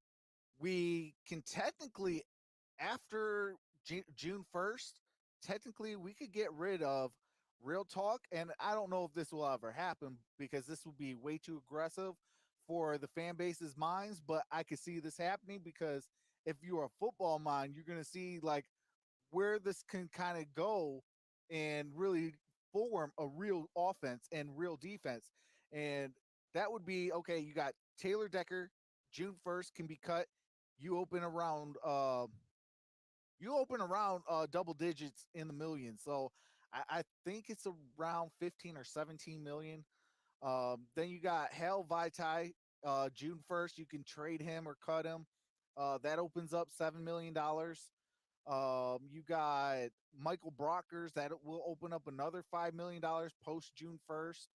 You got Romeo Okuwara. He can also open up, $5 or $6 million. No, I'm sorry, Okuwara. He can open up $11 million, and That's you know, 40 so million, $34 million right there. there's That's $34 million plus, whatever free agents that come out next year. That's even more money. Jared Goff can also be cut post June 1st this year. After June the 2nd, he could be cut, and that opens up $26 million yeah, plus that 35 million plus whatever else we can open up. yeah. Like That's game 2023, you can really do some heavy damage. and With really, top just tier, if you guys just go out and go 500, yeah, really, that's the only thing that's going to take. Like you said, the money's going to be opening up, and then you just need the players to want to play there. So Yep. if you guys can just show that you guys can rally together and get, with the team you got and get yourselves to 500 or at least close to it. 7, 8 games. One, okay, now you guys are still trending up, and really every year just win more games than you did last year. Okay. That's the first start, But like if we made it to like 500, man, I can totally see more players wanting to go there. You got guys that are key marquee players that people want to play with and play for. So you guys just got like I said, it could happen. Like you said, even like if you don't get rid of Goff this year, unless you're going out and drafting a good quarterback, like I probably would stick with Goff again one more year. Oh yeah. I let him do it. But all those other guys, you still looked at, like you said, $35 million opening up, what I'm saying, before the season starts. There's always that second wave of free agency. After the draft, you get all these veteran players, the teams find better steals where they can find things to replace some of these veterans. They're always looking at the fastest way to replace some of that money. And you never know, some of these guys opened up. Yeah, Fletcher Cox might be on the post June. He might be on the trading block where you're like, okay, now we can trade Fletch, to a guy like the Lions or whatnot, what I'm saying, to help upgrade them, what I'm saying. So it's gonna be crazy, man. It's gonna be crazy. That would be crazy if Fletcher Cox does come here, because I think we do got you on the schedule this Yeah. year with the Philadelphia Eagles. The So only way I trade Fletch is if we go out and get a Jordan Davis. well, yeah. And I'm like, later, Fletch. Thank you. But I seen this big 360-pound stud run a 4.840, and I'm ready to add him in there. That's a young you, my guy. Absolutely. And plus, like that guy, he's still young. So it's like you get rid of Fletcher Cox. I mean, you lose that veteran leadership, but like 245, 250 of Yeah. beef of NFL man body, Yeah. and still be fast. It's like, whoa, you got a new stew in your hands there, what I'm saying? Stew at an early age, what I'm saying? So, and those are some players too you might look at. I remember talking with Ruth, and she was saying how, Dominican Sue, and like if you guys looking for like 1 year plug and play guys, they're looking to get rid of Dominican Sue and JPP over there in that D line on Tampa Bay. So those are nice veteran players. I don't want them because they're too old. I'm on the youth movement train. But, I like that team like the Lions while they're still rebuilding. That might be a good move for you guys as well. Real talk, I would love a reunion with Ndamukong Suh. A lot of people don't really like him just because of, the mantra he had with being a dirty player and things like that. But hey, it's football. Like, and plus he plays in the trenches. Like, there's dirty plays in the trenches. Yeah. People getting poked in the eye. People getting, a fist down their throat. Like, I mean, it's just like, it's the He's trenches. definitely cleaned up that whole, persona of being a player. Like, Dominic playing a good football for a couple of years now. You know what I'm saying? He's definitely, is he the Dominic Sue from the Lions? No. Right. Not that guy yet anymore. But he's still a disruptive pass rusher. He's still gonna have to double team him. Yeah, still not double team when he's a big boy. That size, you can't ever not. Hey, not the size and speed. You double team him. You leave an Aiden Hutchinson or a Kayvon Thibodeau open. Thibodeau. Yeah. I mean, you see where my mind's going with the whole thing. That's why I'm kind of the aggressive guy. Because, like, hey, a 1 year deal for that.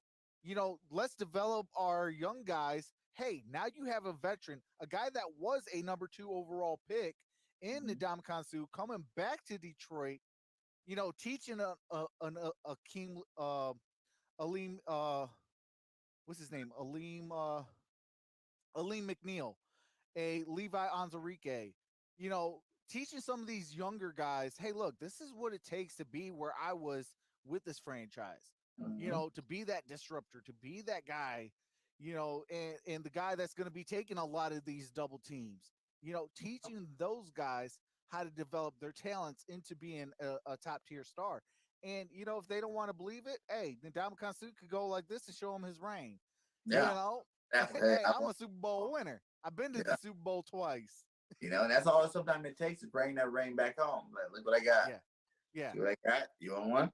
I got the LeBron James effect. Come back. Hey, you see what I got?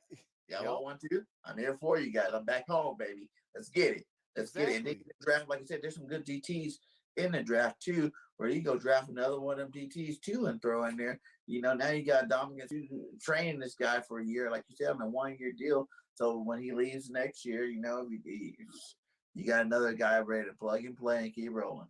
Absolutely. With those, you can never, I always say, you can never have too much defensive linemen, Facts. D tackles, DNs, things like that, because it's so violent in the trenches that they're going to go down. Mm-hmm. I don't want them to go down, but it's 100% injury rate in football Yeah, at you any definitely. level. So you can never have too many of those trench guys, and so I'm 100% for that. If we can even add another D tackle, Mm-hmm. somebody that Ndamukong Suh, if we do bring him in, can train with an Aleem McNeil and a Levi Onzarike, like that's three. That's going to be three top tier guys that Mm-hmm. now is going to be in rotation, and then those guys after Sue leaves can teach another guy, and then you have four guys. Yep. And You know, like you said, you always want to do the rotation thing with the D lineman. You don't want that second wave to come in and not be as good as your first wave, because that's when teams really get hurt. Because no one's nowadays playing full 60 minutes these days. They all want to come out and get a little break. So, like, you got to give these guys breaks, but you don't want your talent to go down when you give these guys the breaks. And, that's what it's about, complete teams, man. All absolutely. 46, like I say, all 46 on that roster better be able to strap it up and play football, what I'm saying, given the opportunity. Yeah. Hey, shout out to Nine Drinks. He said, breaking news. Ndamukong Suh wants to play offense. He's seen those wide receiver money, and he's like, wait, Hey, I'll that's so play funny. offense. That's so funny. A big play Slay said that too, Yeah. Say what? He goes, the way that the receivers get money, I'm gonna start running forward instead of backwards, man. Yeah, these backpedalings ain't doing it. Yeah, he's like, man, I need to be playing on the other side. And you seen him even at the end of the year. We didn't really throw him the ball, but he was Yeah. out there working on it. Who knows? He could be the next Dion. Who knows? Slay's old, but like he got that young spirit. That's gonna keep him playing football for as long as he wants to play for real, for real. Like that young spirit, you can even tell that he was that old. He just, to me, I think he came off his best season. You know what I'm saying? I was In just a long about to time. say he revived his career last year because when we first traded you, he was getting cooked for your guys, and I'm just like, he wants to dunk all that stuff. I was laughing because he was talking so much bad stuff about us. And it wasn't really us; it was the people that we had here. The Matt Patricias, the Bob Quinns, like it was bad. That's why I don't hold nothing. Like I don't hold any year of the Matt Patricia Bob Quinn era against Tracy Walker or none of those guys. Like if you're here from that era, I don't hold nothing against you. That was a bad era. What have you done in year one of Brad Holmes and Dan Campbell? Mhm. Did you have you warranted what you got in free agency? And to me, I feel like, Charles Harris, uh, Tracy Walker, and all these other guys, a Josh Reynolds and things like that. Like they've earned their spot, and that's what you need.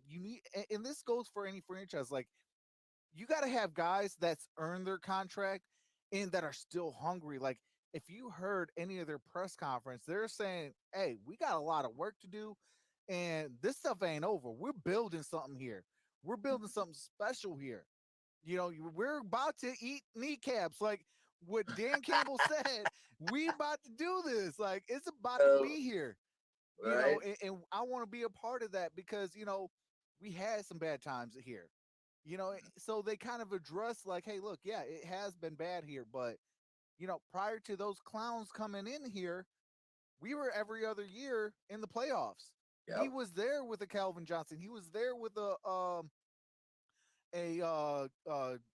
Glover Quinn, a Darius Slay in his kind of prime.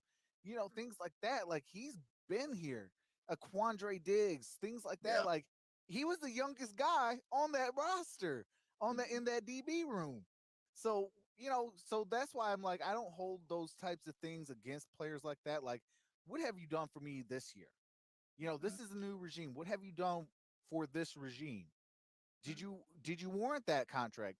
If you have, hey, come on back. Like I'd like seeing what I saw from Jalen Reeves Maben. I mean, yeah, he didn't jump off the stat sheet and stuff like that, but the captain patch on him and what he was able to do with that captain patch on him, I feel like, hey, if it's a reasonable contract, absolutely bring him back. Facts. Same thing with Terrell Crosby. If it's a reasonable contract, bring him back if he wants to come back. Like you can never get, like I said, enough trench guys. Terrell Crosby is an offensive tackle, but he can also play, inside and in the middle of that offensive line. Like he could play all five positions. That's uncoachable. You Yeah. can't coach guys to be so versatile like that. And when you get a guy like that, you try to want to keep him because, hey, look, like I said, trenches are injury rate. Right. It's high. So if you could get guys that you could still plug and play, look at the Philadelphia Eagles. Mhm. Guys went down, they were able to plug and play. They Yes. didn't really miss a beat. They started winning. And guess what? They made the playoffs in their first year of a rebuild. Mhm. Still think And Jalen we also Hurts is, the is a biggest bad part of that rebuild quarterback? is having our offensive line coach. Stoulin's the best in the game, man. That guy knows how to coach his offensive line. We are definitely blessed, and we are all shaking when they're saying he's trying to go back to Alabama. I'm like, thank you, Alabama, for not taking him back because I know that's like our offensive line coach. I love ours. yeah, Hank, I love him, man. He's been solid. I was like, okay, actually, I wouldn't mind seeing both of those guys like in like I would say kind of like a development type of stuff where in the post or in like the off season have those guys come up, kind of look at these prospects and stuff like that and kind of coach them up. I would love to see those two guys go yeah, because definitely. they're going to teach them some good stuff. Yeah, those are guys that never should ever look at it being an offensive coordinator or nothing like that, but they definitely can have a side hustle in the off season where they have their, Stoutland School of Linemen, you know what I'm saying? Where like 6 months I put you through the most rigorous training, at Yep. all levels, high school, college, you know what I'm saying? Imagine if a guy like Stoutland started you in high school of making you fundamentally sound, man. You will be the best offensive lineman by the time you made it pro. You know what I'm saying? So, yeah, you just good coaches are hard to find, man. Good coaches are definitely hard to find, and man, when you get them at those certain positions, some of them mess up their own careers by trying to get advanced to the next level. And at the end of the day, you're just that. You're a good Yeah. offensive lineman. Or you see a linebacker coach try to go be defensive coordinator and wonder why their defense sucks. It's like you were never supposed to be the defense coordinator. You were just a great linebacker coach. You just stay there and Yeah. make your money. I know the money's not great, as good, but the fame, the credibility, the respect that you get is way more than any kind of dollar price. I'm saying you mark Absolutely. your mark as being the best, and eventually over time you will be the highest paid linebacker coach. Like and they have to start There making. is no cap on some of these Yeah, coaching positions, so yeah, yeah, I mean the sky's the limit. Hey, you want me on your franchise? You got to pay me at this position. exactly. You want to be defensive coordinator? No, I want to stay linebacker coach. And just keep, what I'm saying? Like, yeah, but Just at the give me same that time, bag. I'm staying where I'm at. I need the bag though. I need to be the highest linebacker coach in the game. And I like what Nine Drink said. He said, "How many helmets would Sue stomp on if he played fullback?" That's a whole egg. I'm taking the over and I'm taking over, Early Stu, say I 50. playing fullback. Now I don't think Stu wants to play no fullback. You know, for him to be hitting people like that. You know, I know he's in the trenches, like you hiking, you're up and you're in there. You know, for him to be like running full steam. Yeah, I know people cut. Somebody's feelings about to get hurt. Yeah, he's all look at me, blood coach, and then see those someone go blah right back of his leg. You know what I'm saying? He'll be down, man. Sue's a beast still, but early Sue, yeah, I could totally see him playing the offensive side, but I'm Well, I mean, he played kicker too for the Lions. yeah, Yeah, he played. Well, I forgot what game it was. I think it was either Jason Hanson went I down, think I or it remember was. that. It was some Yeah, I think. it was a while years back. I remember though. Yeah, I think they put Sue in there and kicked the ball. Yeah, Yeah, I mean, he missed, but he tried. He tried. he tried. You know, everybody can play all the positions, right? Yeah, Sue, you want to throw the ball? Yes, coach. That'd be cool to give me a passing touchdown. Right. But that's Okay. one thing I do love to see is I love to see those big guys get touchdowns, whether it's an offensive lineman or a defensive lineman. Yeah, Like when I see a big man rumble, it brings me back to like a James Harrison from the Steelers. Like right. every time you've seen him run, you're like, just go, keep going. Get there. And he's just like, I'm out of breath, but I'm going, coach. I'm going. Get the oxygen ready for when I hit the sideline, but I will score this touchdown. Right. But it's like, man, that just always just gets me off my seat. Like, yeah, let's go. I don't care if it's even against a division rival. Like, just seeing Uh, a big man get a touchdown, like, that's like awesome. this year, we had Lane Johnson score that touchdown. Yep. They're like, yeah, man. Oh, look at him out there. What is receiver move? Watch out now. Watch out now, you know. And I still want to see like you said, fullback. You know, my lot of played rugby. You know what I'm saying? So we seen highlights of him running people over, stiff arming. Like I was like, goal line situation, that's who I'm giving the ball to. Oh yeah. Let Mailata, if he runs by any one of our big linemen, he can push the power 1-2 yards to get that first down. I promise you. There's not no defensive linemen in the league that are going to be strong enough to stop the kind of force going forward. Oh yeah. Like that will be my special play. You need a 4th and 1. You need a 4th and goal. Okay, now you guys stop my run 2 times in a row. Watch this. Mailata, get in there. Move over. Hey, Diller, you want some PT? Get in there, right, left tackle, and let Mailata move over, But they say they don't want to injure him because he's too valuable. No, he's a football player. Move him over. Let him do it. Why he still can? He's young. And Mailata's still like, what, 24, 25 years old? He's a young buck still. Just let him do it. Let him do it. If he's down to do it, I'm positive, dude. He was doing that in rugby without pads on. Imagine with pads on what kind of force he can bring to somebody. So Picking up speed yeah, from being a fullback, like he's gonna be hurting somebody's feelings. You get a tight end feeling about to get hurt.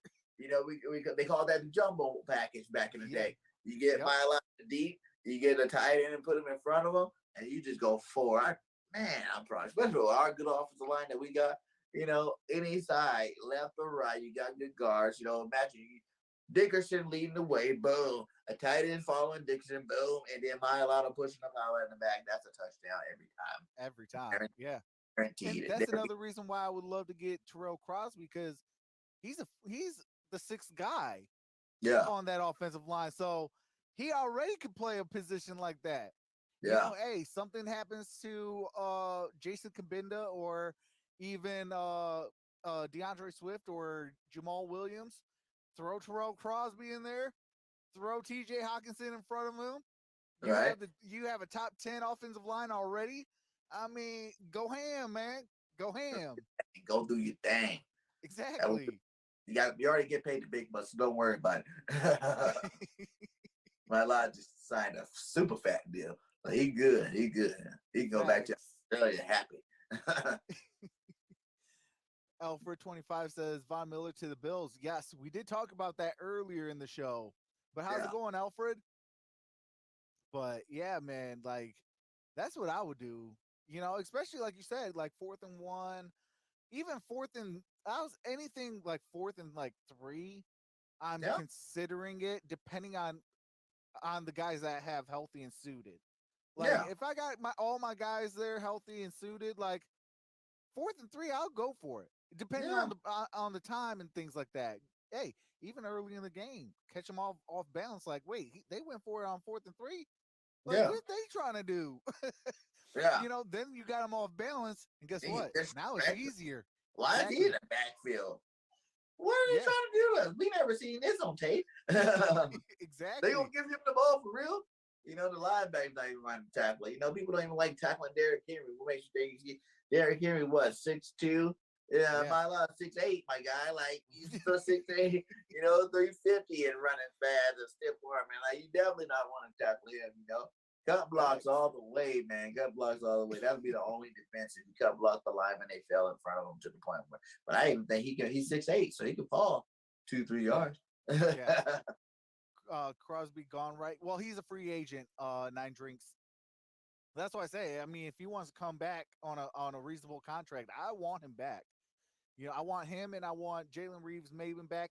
All the other guys that are penning free agents. I mean, they could kind of go, because I think we got a lot of draft picks that we can go else and get our draft picks in. But speaking of draft and free agency, how did your Philadelphia Eagles do? And what free agency so far? Like I Yeah, said, free. we only got us already. We Wow, kind of okay. sitting here waiting, like, okay. We re-signed Ward and what's his name? I keep messing his name up, like Chantry or something like that. He was a guy we got cornerback last year. He's Oh, it ain't. Yeah, his name is hard to pronounce. yeah, Yeah, Kirkantry or something yeah, like that. yeah, Yeah, that yeah. And we got Ward back, which I'm cool, whatever. It's not nothing big. But like that, like I said, that's the biggest move that song already. Everybody thinks he sees him building up for a big move. So, and like they're saying a trade even. Like I've been hearing a lot of trade talk with the Eagles. And like I said, if you don't get your free agent, go make your trade. You know what I'm saying? Go make your trade. Yeah. I don't care. Like I just feel like he only needs one or two more outside the draft moves. You know what I'm yeah, saying? Like I always say, like we need 3 top flight either drafts or trades. And then after that, you look at okay, the draft, you gotta nail that, especially with the top 6 picks. You gotta nail those picks down the wire. And then after that, you have another 1 or 2 picks, on the second free agency wave that goes through. And if we can do that, man, like I said, he gets 1 or 2 more players this free agency. Preferably a receiver maybe or a running back like a Leonard Fournette, playoff Lenny, bring him over.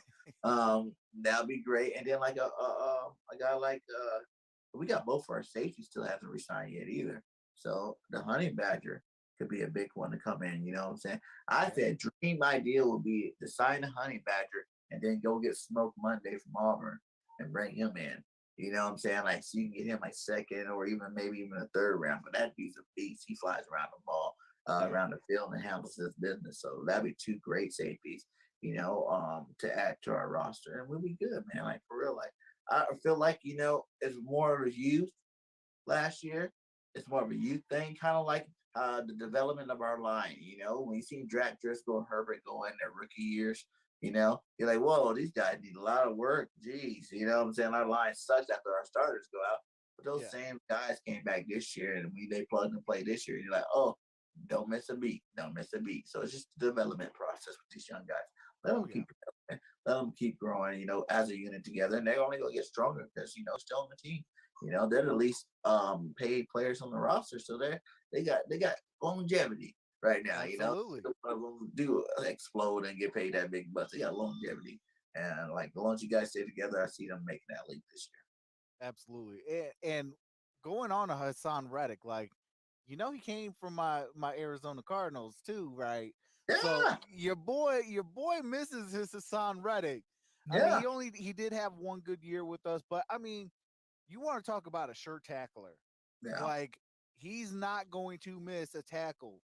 And if he does, he's gonna put his other guys right there to kind of clean it up and things like Clean that. it So up. it's like, yeah, he like I've seen a lot of it where he's like, yeah, he might miss that tackle. He might, maybe go for an arm tackle. He'll get that broken. But what he does is he'll slow that guy down. And Mhm. then your other guys will come in and kind of clean that up.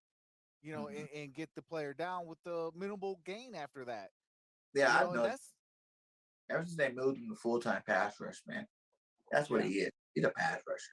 yeah, Like basically outside. Like I said, we're gonna move him into that Avery spot. Outside linebacker. Basically, even when we're in the 4-2, and we were in like the 5-2 formation, where you got two normal linebackers, then that third linebacker play on the line of scrimmage. Kind of like the Von Miller role. You yeah. know what I'm saying? Like that's kind of guy that he is. And like since they moved him to that full time, he has 23 sacks in 2 years. Like the boys have beat double digit sacks every year, and he's only 25 years old. He's fast, hungry. He got a lot of football left in him, so that was definitely a huge pickup for the Eagles to get on their pass line. Because we had a lot of older guys on there, Yeah. and it's time that you inject that youth. Him and a guy like Josh Sweat, who's coming around. He had 8 sacks this year, man. He's nice and young. Finally recovered from that knee injury. I can see him putting in that smoke this year, putting in that work this offseason to even get to that double digit. Now you got 2 double digit guys on the outsides with a Brandon Graham back, with a Fletcher Cox, Hargraves, Milton Williams, Johnson. Like our defensive line is gonna be looking good this year. Hey, that's all facts. Oh, I'm just trying to see if Mello's words is true, saying something about Honey Badger. I don't see it though. I Yeah, know I they said think he's still. to Raiders. Is that what he was saying? Huh? No, that he said breaking news: Tyron Matthew is coming back too, and then he has a cool emoji, but Come yeah, I back. don't see nothing yet. I know that the last move so far has been okay. They're talking about Buffalo Bills pick, getting Von Miller, and then Chris Godwin was the last move. Yeah. So no moves just Yeah. yet. I imagine that's sign. Yeah, I know. I've seen them cling to a couple different teams. Yeah, I'm saying? I mean, Like, even Pittsburgh could utilize him. mhm. But Cub, Honey Badger together, man, stop playing, stop playing. Like Minka that. Fitzpatrick, hey. Yeah, Honey Badger, but no. We don't need to put those two guys together. That's too good. That's too good right there. But I thought, like I said, either him and a Smoke Monday, him and a Kayvon might be able to help Kayvon Wallace Yeah, upgrade him, because he was a high draft pick that has not panned out so far. And whether it's his playing time or just not having the right leaders in front of him or whatnot, he needs to upgrade his, stop doing so much talking and start doing better playing. yeah, Or even you have him and then re-sign to Rodney Harrison, or I mean Rodney McLeod, or Anthony Harrison, like one of them two guys, Anthony Harrison, McLeod.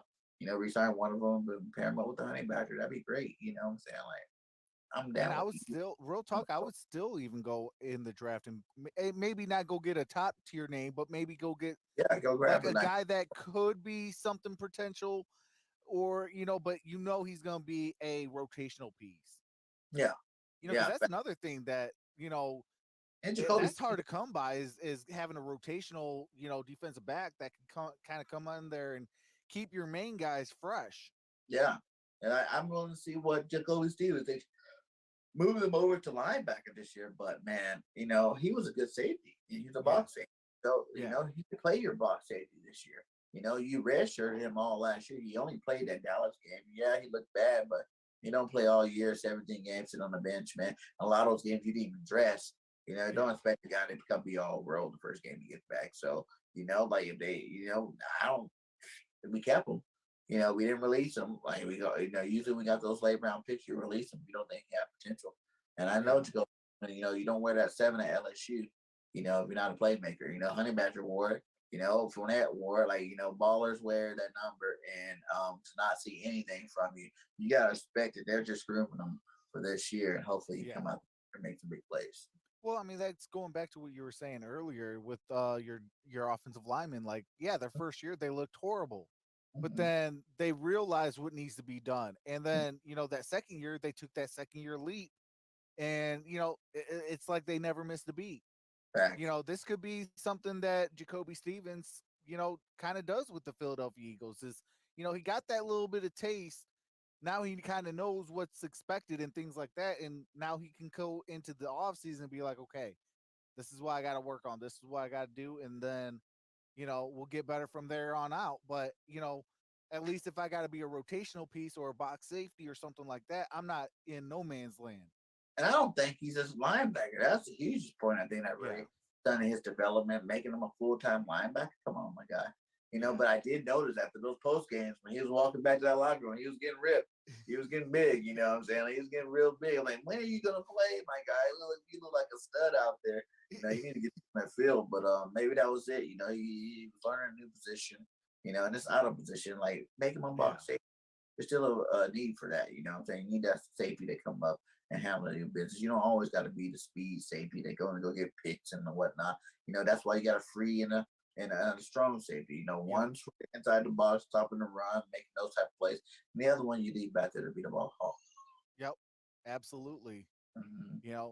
I still can't believe we've been on for 2 hours and 25 Right. minutes. So we about to wrap this up. What's up, Michael Johnson? How's it going, brother? But we are gonna wrap this up and head out in next week. We got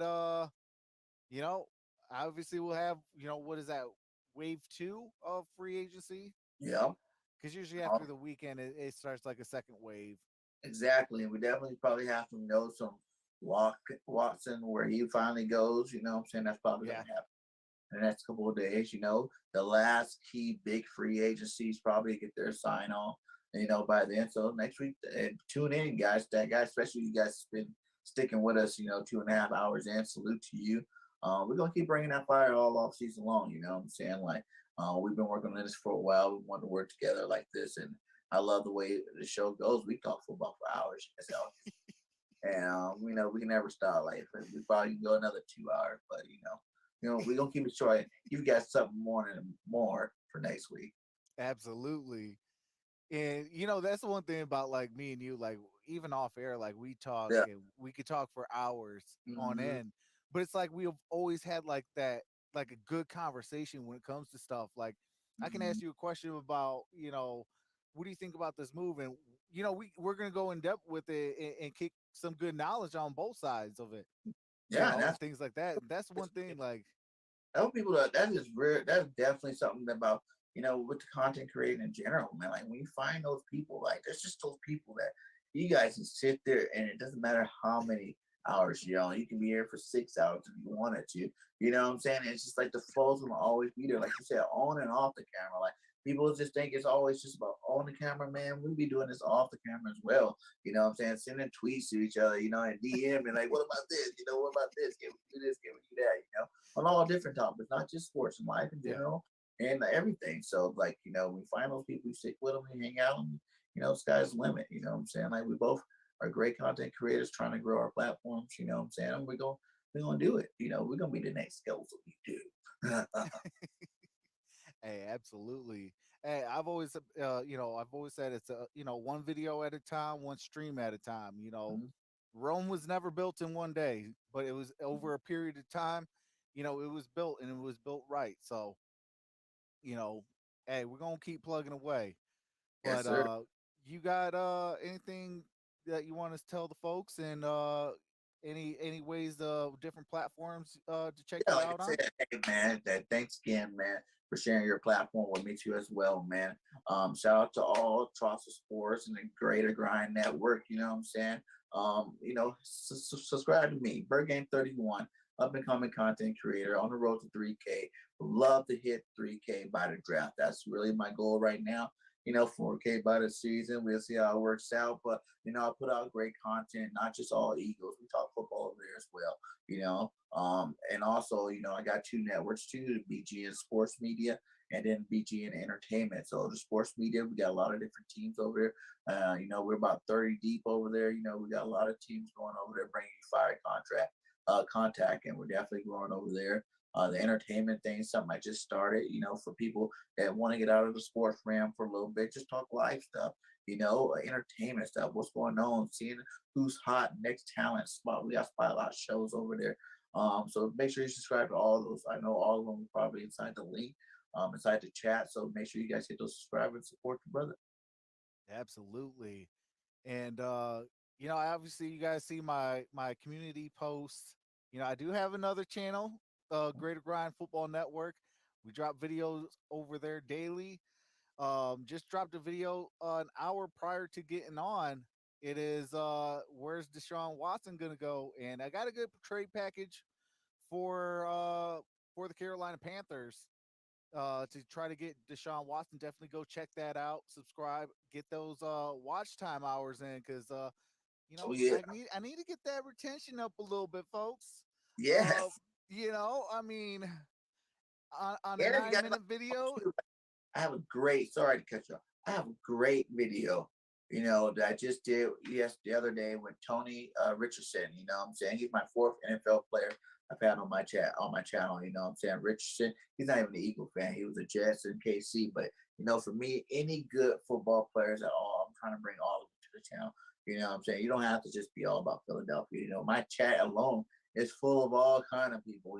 Just from out throughout the season. So don't feel like oh, I'm not an Eagles fan, I can't go over there. Like I said, we bring that fire for every kind of fan there is. If you love football talk, you love football content, like I said, go check it out. But that Tony Richardson, that was a really good one. He had a lot of good things to say in that one.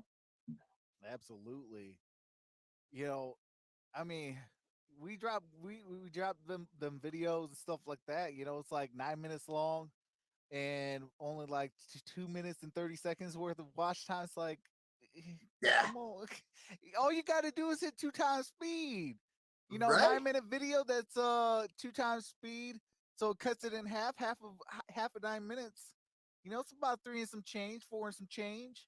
right. You know, hey, Yep. that's why I Now, love. That's what's why I that? love the 2 times speed, and it makes the video and things like that go by quicker. But you get all the information, and that's what us content creators, actually want from you guys is get all the information, and then you can go into the comment section and we can have a good conversation in the comment section then, Mhm. And definitely things like that. that.